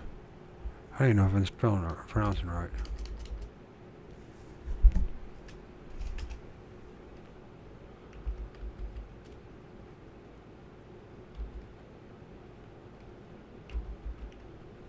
I might not even figure that one out.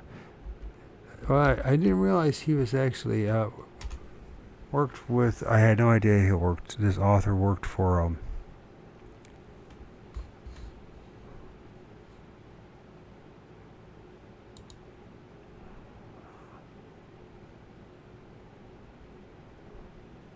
Rauschning. Well, I said it right. I'll be damned. Well, I don't know what it is. So, it drives me nuts. Do I have to go Rushning? How to say Hermann Rushning? It must be a follower of him.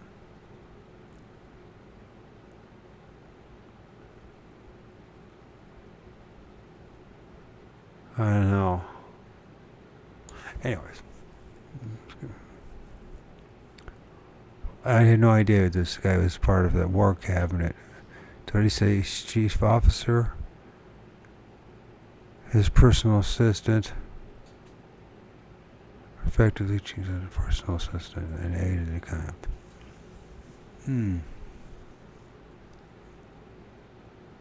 So he worked in the fortress under Whitehall, for which the war was directed.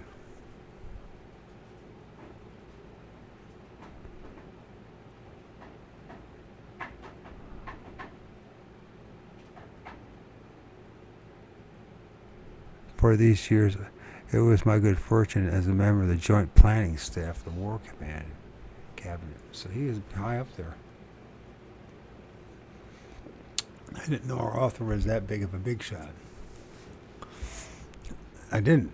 I had no idea. I'm just kind of going with the flow here, reading books, and they bring up another book, and if it looks interesting, read it. You know what I mean? That's what I'm doing. But interesting is that all three lunched and dined with me. I wish them on many occasions. I was with them on many occasions. I cannot believe that I would not have picked up at least a rumor of it from one of them. Had our great leader owed anything to the powers of darkness? There is evidence that Hitler expressed great interest in the satanic ceremonies, and the American correspondent writes to me that Hitler once confided a Russian that he was founding a secret order at the second stage, of which a man god would be worshipped throughout the world, and presumably Hitler intended it to be him. Himmler was obsessed by a belief in occult power. He listened greedily to every potential magic maker that his sycophants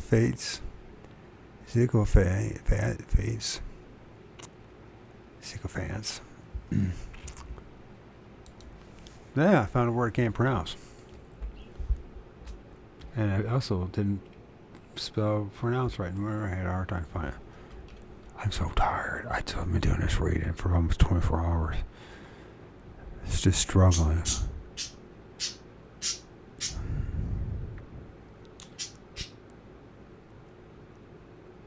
Okay.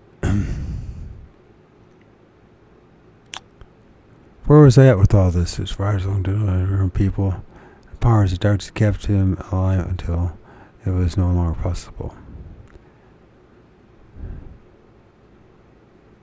Potential magic makers that his sycophants, I heard it before, not saying it right.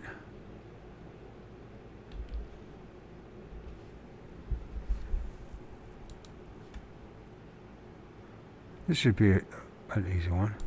Sycophants. Sycophants. And what is sycophants?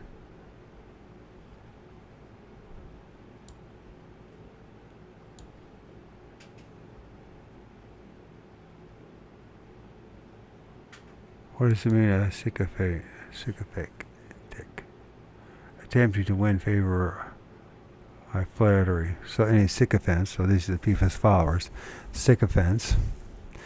The potential magic makers that his sycophants could produce for him, and Hitler frequently consulted astrologers whom he kept as permanent members of his entourage.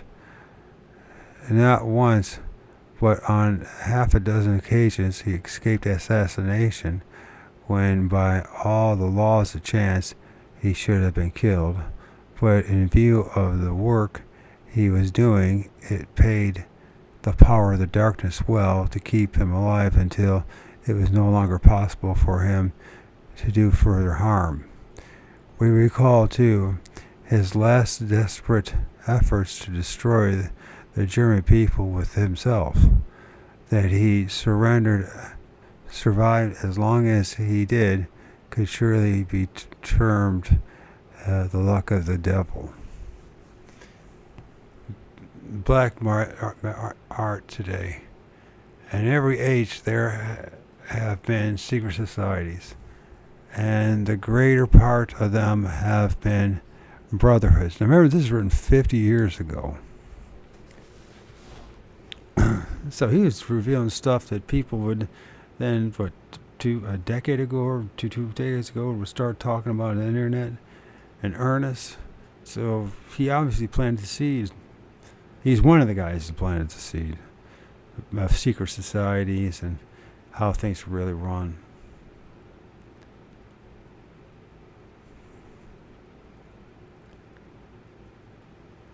In every age there have been secret societies, and a great part of them have been brotherhoods concerned to a greater or lesser degree with magic. In the Western world, until the middle of the 18th century, Their members dared not admit to belonging to them for fear of being accused of heresy. With the coming of the age of reason, the power of the church declined, so such societies were more freely talked of and written about. But right up to very recent times, few people would freely confess that on certain nights they attended a Sabbath. For to the ordinary person, that still suggested evil doings and sexual promiscuity. During the past decade, human behavior has entered a new phase. It is termed the permissive society. The restraining powers of the church, paternal authority, and public opinion have all been overthrown by the younger generation. The majority of young people believe that they have the right to do what they like with their lives, irrespective of others, and comparatively few of them follow a religion. Basically, of course, their instincts do not differ from those of their predecessors. Because a man chooses to grow his hair long, that does not indicate that he is effeminate or lacks courage. It does not follow that because a girl exposes all but her small portion of her body to the public gaze, she is necessarily immoral. But this young generation has been brought up in a new and terrible era in which some maniac may bring an abrupt end to everything by launching nuclear war. And in consequence, young people lack a feeling of security and feel the urge to drown.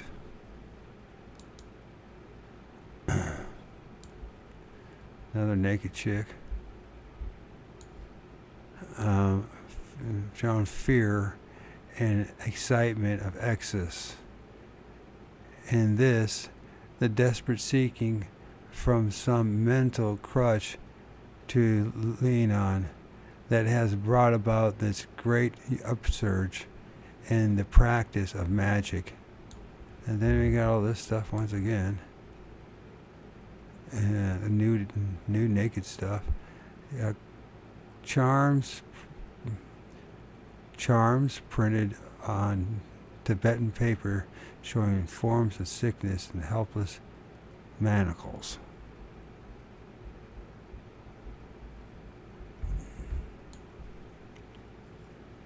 For many decades, it has become so dormant that in 1951, it is this, the desperate seeking for some mental crutch to lean on, that has brought about this great upsurge in the practice of magic.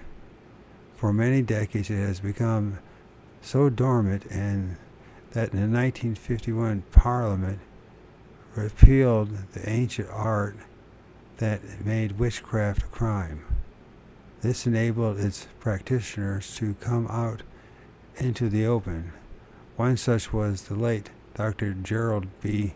Gardner, who lived in the Isle of Man and opened there the museum that he claimed was the only one in the world devoted to magic and witchcraft. He was responsible for the formation of many covens in Britain and initiated rites which are still followed by a considerable percentage of the covens today. Although they are reputed by others who adhere to the rites handed down from the Druids, they are repudiated, okay, and others again who regard their rites as more orthodox. In Britain, the number of covens has now increased to several hundred, and this is 50 years ago. I can guarantee you there's thousands of them. Probably several hundreds around where I'm at. And an article in the New York Times dated October 31st, 1969, the Hampshire witch Miss Sybil Leach, who immigrated to the United States, is reported as saying that she knows of 400 covens there. At Sabbath, all indications of class are eliminated, by the fact that those present wear uniform black robes and strip themselves naked. The latter custom is much more usual and is claimed to have the advantage because garments form to some extent a barrier that lessens the free flow of spiritual imitations from the body. That's interesting. That could be. With the object of raising a cone of power, of the participant performs the following: follow my leader dance with increasing frenzy until one of them becomes possessed, falls, and like a medium speaks with the voice of the possessing spirit. The procedure is therefore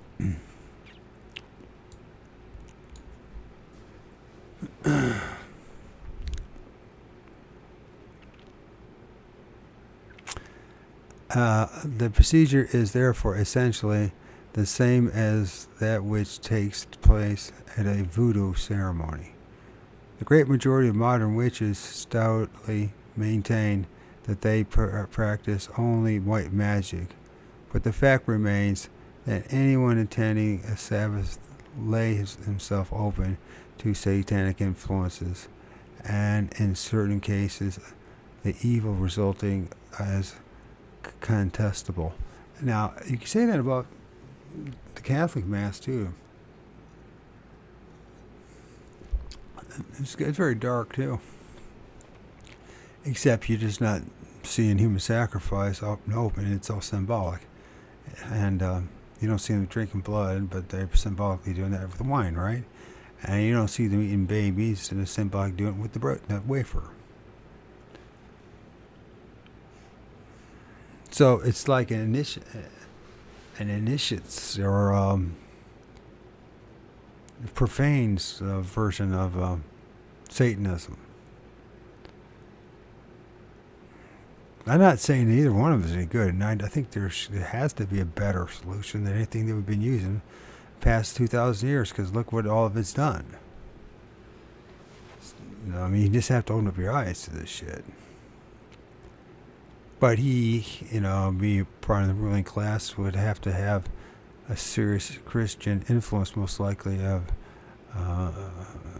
if he's English, which I didn't realize, but if he's English, then obviously the Church of England would probably be his major influence.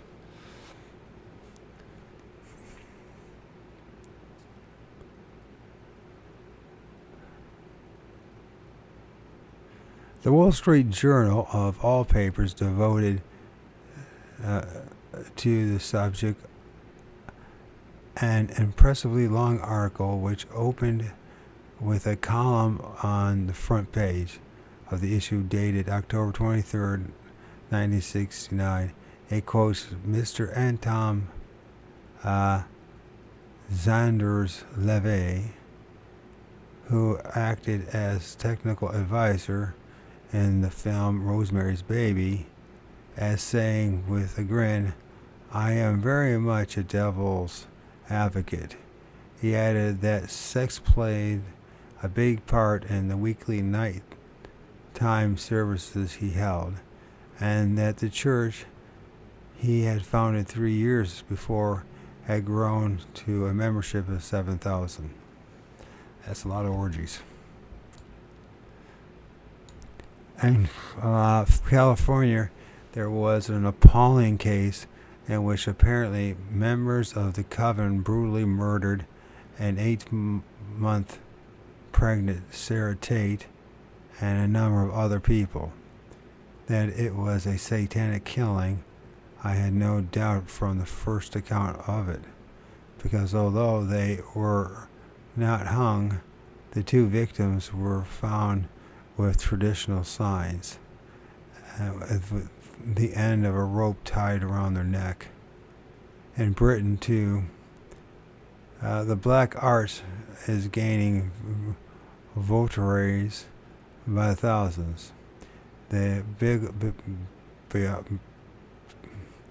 biography published in 1969 of Mr. Alex Saunders, a Manchester man now living in London, states that as a youth, he one day came upon his grandmother in her kitchen standing naked in a pinnacle. She disclosed to him that she was the last of a long line of hereditary witches. Then in due course she initiated him both in her secrets and sexuality. He now claims to be the King Witch of England.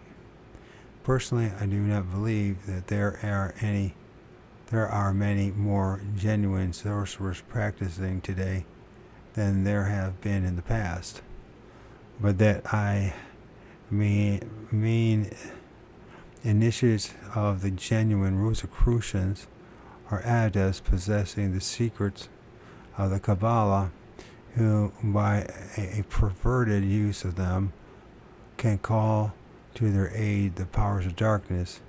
The majority of these covens, I am convinced, are run by unscrupulous individuals who, to satisfy their lusts, impose on the credulity of young people and induce them to participate in ritual ending in orgies by promising the girls rich husbands and the men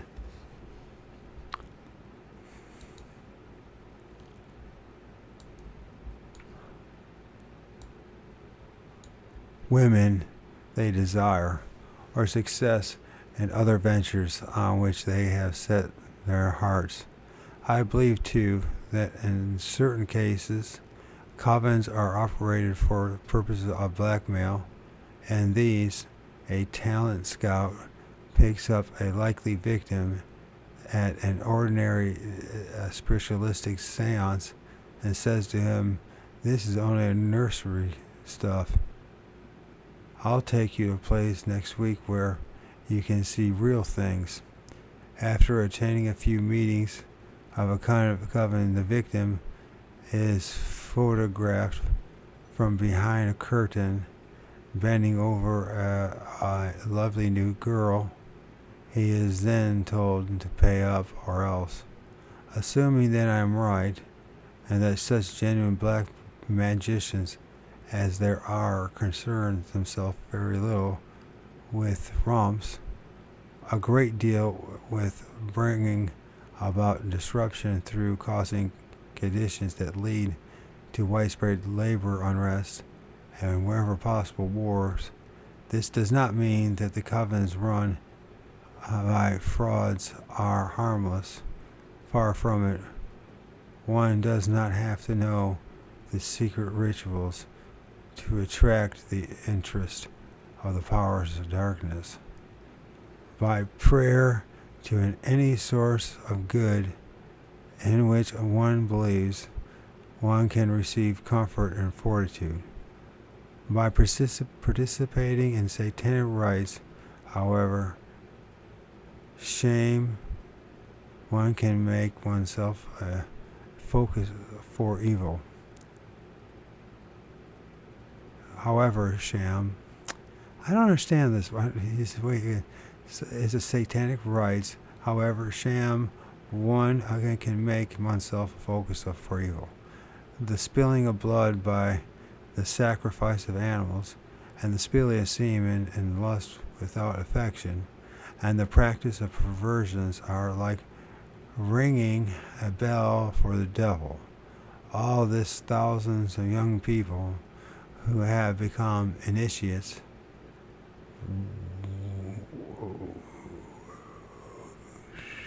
of covens are liable to become pawns of a power of darkness and its eternal war with the pure power of light. If this continues on an ever-increasing scale, the inevitable result will be a return to the brutal lawlessness, poverty, insecurity, and the dark ages. It is the duty of every responsible person who values life of order, stability, and decency to do his utmost to prevent this from happening. But how are we to set up about it? And then once again, that is the tusked wooden image of a guardian spirit from Nicobar Island. Nicobar. Yeah.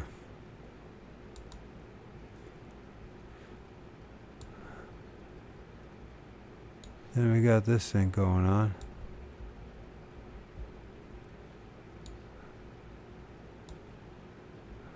Opposite the devil sowing discord in the haunts of men. Conclusion and the way. The original account of the fall is symbolical of the relationship of the invisible power to man. It was the intention of the good power that created Eden, and that its inhabitants should live there forever in unity and happiness. But the evil power intervened and caused the prototypes of mankind to be driven in misery from the gardens. Although we are not permitted to know why it should be so, the spirit of man is the prize for which the true powers have been at war ever since, and will continue so until the end of time. Throughout recorded history, the battle has swayed to and fro. Periodically, the power of light sends a great teacher, such as Zoroaster, Gautama Buddha, Confucius, Jesus Christ, Muhammad, and quite frequently smaller ones, to show mankind the way to achieve peace and contentment. But invariably the power of darkness has caused evil men to pervert the teachings of the enlightened ones, and until they become submerged in ceremonies often performed by priests leading exemplary lives, but blindfolded by the doctrine of their own narrow religions. Today the world is threatened with a new age of darkness. For this there are 4 reasons. 1. Stability has been disrupted by 2 world wars. 2. Nearly half of the world's inhabitants are living in under totalitarian systems which destroy family unity and turn individuals into robots. 3. The government of the more progressive nations have abandoned the task of ruling the backward countries, preserving peace in them and fostering prosperity of their people. 4. The rulers of the free world no longer maintain in them a state of law, order, and morality which is essential to civilization.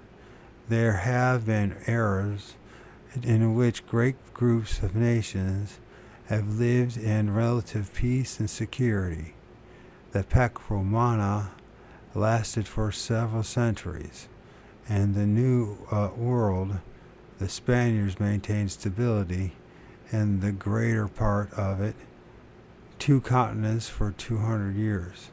And throughout an empire on which the British used to boast that the sun never sets, the Britannicana was maintained for many generations.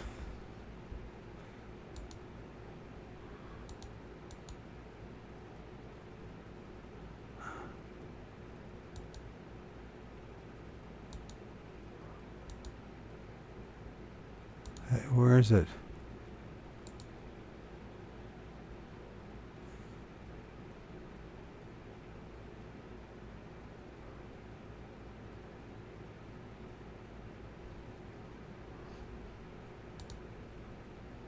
I don't know what's happening here now.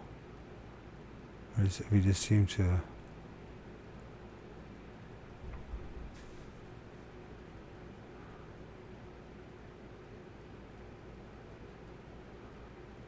Huh.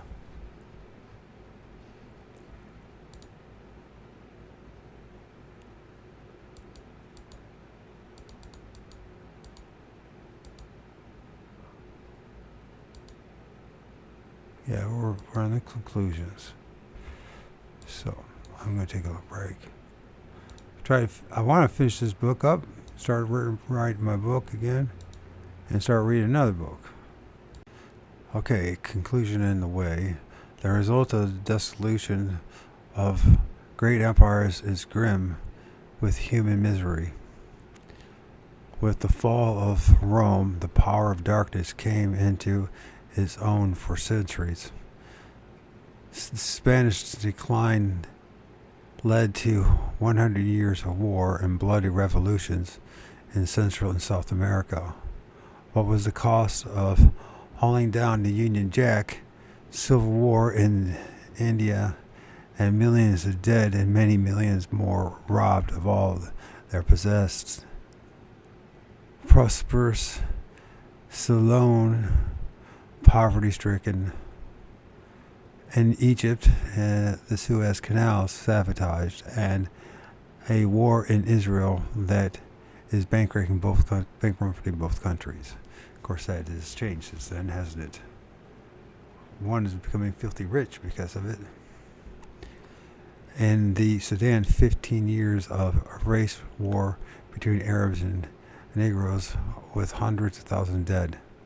Africa, a hodgepodge of police states, countless Asian deprived of their homes and livelihoods and forced to immigrate, and for 2.5 years, a nightmare horror that has reduced most of the prosperous parts of Nigeria to shambles. And those people who live under the flag of Belgium, Holland, France paid similar price for their freedom. The ghastly massacre in the Congo, the wholesale slaughter of Indonesia and Vietnam, having locked themselves out of the kindergarten while leaving children to play with loaded firearms. There is little that grows up that the grown-ups can now do about that, but at least they should restore order in their own houses. The lesson the great empires left us with was the rulers should rule. For the past 2 decades, government in the Western world have failed to do so. Freedom of speech, freedom of the press, and freedom of assembly are part of our inheritance, but not the right to destroy property, gun down the police, and attack peaceful citizens, nor the right to form covens that call upon occult forces and send their members out to rob, rape, and murder. A robbery with violence is rife and increasing all over the United States. In Washington, D.C., not only white females, but also well-to-do colored ones have been moving out to the suburbs because it no longer is safe to live in the cities. So they're moving out to the suburbs. But the various country districts, by the way, the suburbs are now having their own problems. Country districts also have gone out alone at night is to invite a hold up or bashing, and London is now little better. In every city in Europe and the United States, malcontents create riots in which they smash the windows of embassies, ruin sport grounds, and set fire to buildings and commit sabotage which no proper government would tolerate. It is possible that riots, wildcat strikes, and anti-apartheid demonstrations and the appalling increase in crime have a connection with magic and Satanism. It has been estimated by responsible investigators that there are now 30,000 members in covens in Great Britain. I'm sure that's much larger now. There are probably as many or more in the United States and scores of covens on the continent, in Australia and in Canada. Let us agree that the great majority of these people have gone into the game only for fun or to practice white magic. But how many of them could swear that they are not seeking to secure their own desires through occult powers? Without realizing it, they become a force of evil. Consider the case of the Salem Madness, an old half-caste Negro who certainly cannot have been a sorceress with a real knowledge of black arts, amusing 8 to 10 innocent children and teenage girls by teaching them a few spells. The girls became possessed. Within a few months, the entire surrounding countryside is embroiled. Scores of people accuse their neighbors of witchcraft. Demonic possession spreads. A dozen innocent people are hanged, and others spend months chained up in prison. Suspicion, hatred, loss, and misery bedevil the whole area. Recently, in a churchyard not far from London, 12 corpses were dug up in a single night, and the church desecrated with an unholy ritual. People who are capable of such acts are not out only for fun and games, and for benefits received, Satan's price must be paid. It is no longer putting the murrain on some farmer's cattle and causing some unfortunate woman to miscarry. The taking of the drugs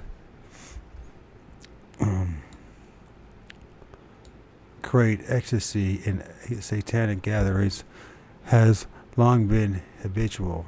Today, thousands of young people are being hooked in this way and become willing agents in recruiting others to become addicts. It is, I am convinced, the opening of the minds of thousands of people to influence of powers of darkness that has formed a cancer in society. It is the duty of our elected rulers to rule. They are responsible for the well-being of their people.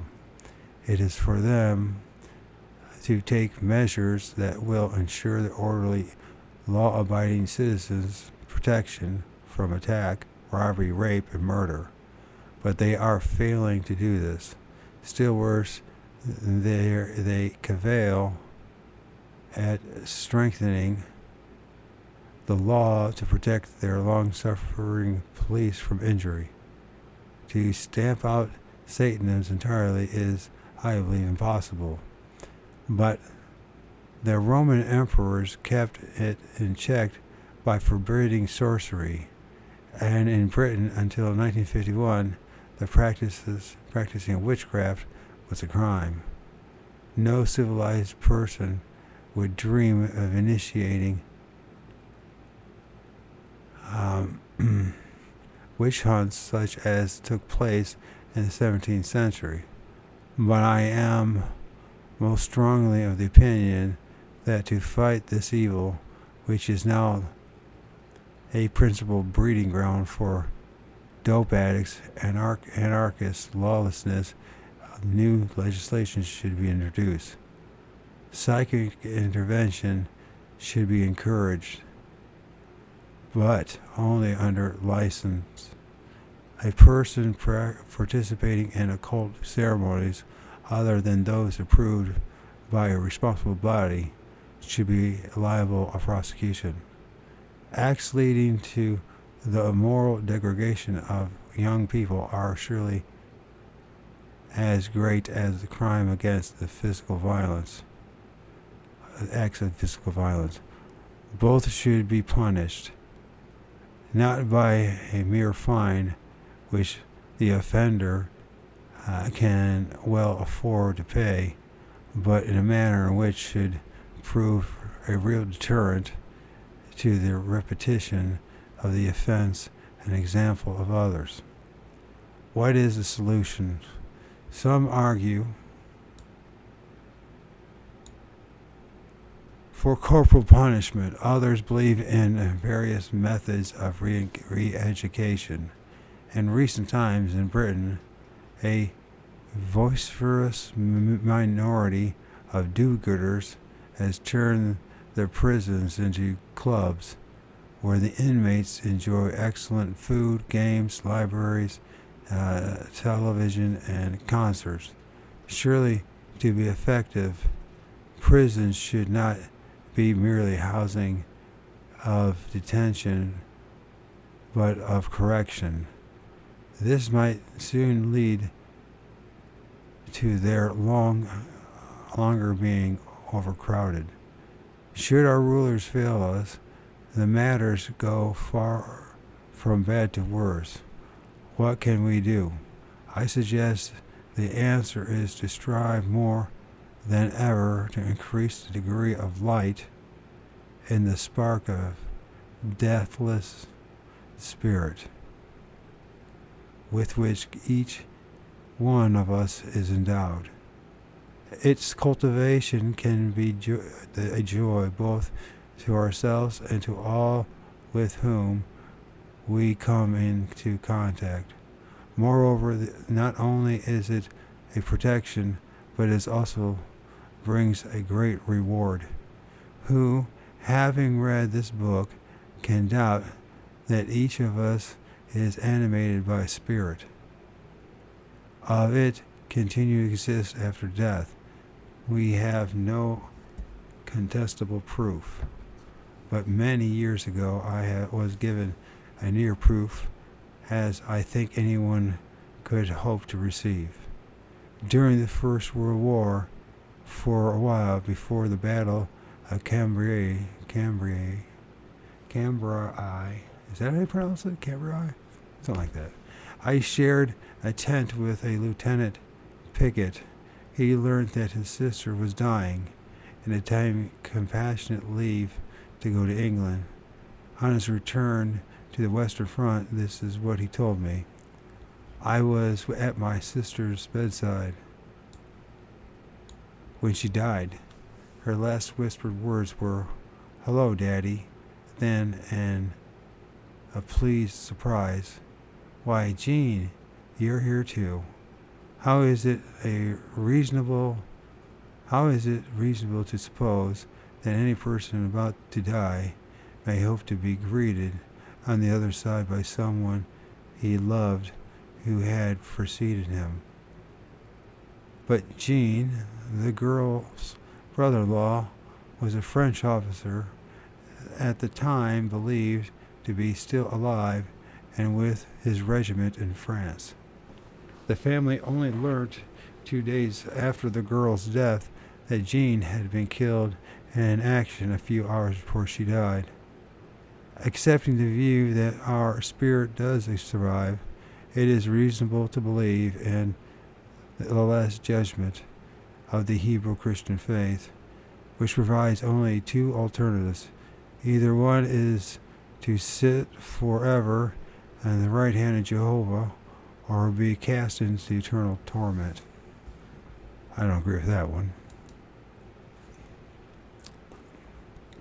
But who am I?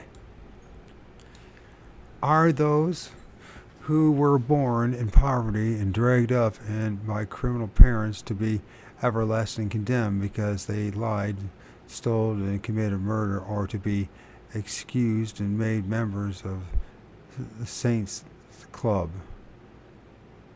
because they were not given a chance? Are those who work hard and earn money to be penalized because they did not give it all away? The layabouts who never did an honest day's work to be favored because they now and then shared a crust with another sponger? What of those born as Mongols and epileptics and habitual drunks and drug addicts and schizophrenics and lunatics who at times have not been fully responsible for bestial acts they have committed, but have otherwise led exemplary lives? Are they to inhabit a heavenly mansion for all time, or roast forever in the devil's gridirons? From the above, it is absolutely clear that the idea of being judged on the record of a single life is unrealistic, but that one earns good marks or bad in it, and if after an intervals is given another chance to do better, it makes sense. During the past centuries, countless of millions of people have believed in reincarnation. Vast numbers of them still do, and more people have become convinced that it is the only logical explanation for the mystery of life and death. And briefly, the belief of reincarnationists is that all matter contains spirit, and in the process of growing and decay, that the fluid spirit of earth formation and vegetation gradually coalesces into group spirits, which pass into a number of animals of the same species, that these in turn become concentrated into an individual spirit that passes into the human being, that the first incarnation of all of us was in the body of a primitive man, and that through many lives, male and females, we have progressed to our present advanced state. It is believed that each life, as during a term at school, we learned something. For the evil we have done in it, we must pay in the next, or in some latter life. For the good, we are rewarded by being given a better start the next time. This, as I have explained, is the section in India. It is called the law of karma, and it is not unusual to experience quick karma. That is, if one does some generous act, one will shortly afterwards receive some unexpected benefit. It is also thought that between the lives we enjoy long holidays and rest periods, which we spend happily with those who, in our last life or early lives, have been our loves, cherished relatives and closest companions. Then, when we are ready to face the trials of earth once more, we take up the challenge by becoming a child of our parents chosen as suitable for us. Occultists also hold that in deep sleep our spirits leave our body and remaining attached to them only by what is termed the silver cord, ascend to astral planes where they can communicate with our spirits whose bodies are also asleep, and those of others not in incarnation. and that every experience we have been through in former lives is stored in our vast memory. Temporary access to this vast store of knowledge being the explanation for our so often waking in the morning with problems solved that were worrying us the previous night. All of us have setbacks, but gradually we move up the ladder, acquiring wisdom as we go. The virtues of fortitude, forbearance, generosity, and gentleness. Eventually, the time comes when we face the great test by being given a position of high responsibility. We are granted the power to influence for good or ill large communities by leadership, for example, our writings. If we pass the test, we return to earth no more, but become one with the Lords of Light, who watch over us and strive for the well-being of mankind. There are then two ways of life, the choice of which to follow lies with us. You can follow the left-hand path, summed up by Aleister Crowley's precept, do what thou will is the whole of the law. Lie, steal, cheat, and give free rein to all your basest instincts and commit any act of meanness and brutality, regardless of the misery it may cause others, in order to get what you want. Or you can follow the right-hand path, summed up by the precepts of Jesus Christ, love thy neighbor as thyself. Followers of the right-hand path are not called upon to deny themselves the joys of flesh or to forego gaiety and many pleasures of life. On the contrary, we should not have been given our instincts if we were to be blamed for enjoying them. It should be our aim to become conscious hedonists and derive pleasure ourselves from giving pleasure to others. The only prohibition is that we should not gratify our desires if, by doing so, we are going to harm others. None of us can hope to lead perfect lives, but if we follow the right-hand path, we shall be armed against the temptations of doing evil.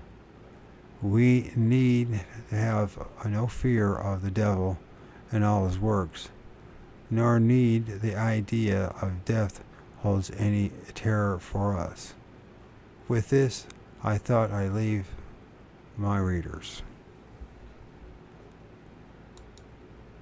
And then it has notes and illustrations and acknowledgments.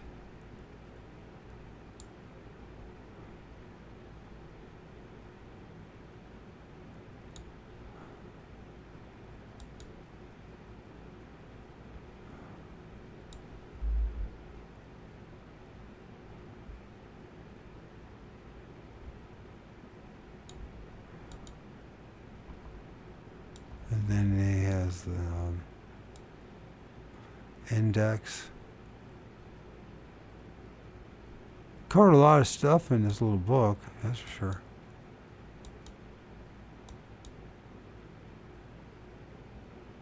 And Dennis, by Dennis Wheatley, novels on the occult background, Devil Right Side, Strange Conflict, To the Devil, a Daughter, is the Satanist, Ka, of Gifford Hillary, The Haunting of Toby Judd, They Use Dark Forces, Gateway to Hell, other novels.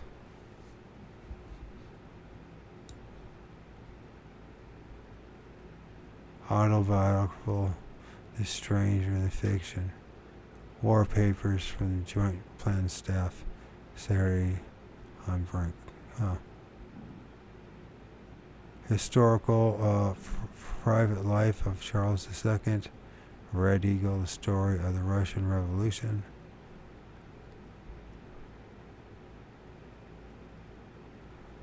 Well, he wrote a lot of books, and he obviously knew a lot of people. Hey, whether anybody likes it or not, I liked it. So, I learned something. So once again, we finished another book. And this one was The Devil in His Works, the Dennis Wheatley. Notice he didn't push Christianity at all. Just a moral teaching of what love thy neighbor as thyself. A moral code that was shared by many cultures in the past, especially those who advanced technologically and had social peace. So it's not a unique Christian thing. It's a quite logical philosophy and ideal that we all should aspire to. We should never be in a cult in which people are hurt over our beliefs. And unfortunately, I find everything, religion, and a lot of these cults and people are traveling left-hand paths, in which selfishness to selfish desires, and I mean, frick, you can't be any worse of a human being than actually sacrificing your own child to the fire, or instead of blood sacrifice. I mean, you're pretty awful. And I don't know how you'd live with yourself. That's the thing. But that's what people do. And war is no different. And look at all the wars that have happened. But I don't have any better solutions, so. You're going to try, go all the way. Otherwise, don't even start. If you're going to try, go all the way. This could mean losing girlfriends, wives, relatives, jobs, and maybe your mind.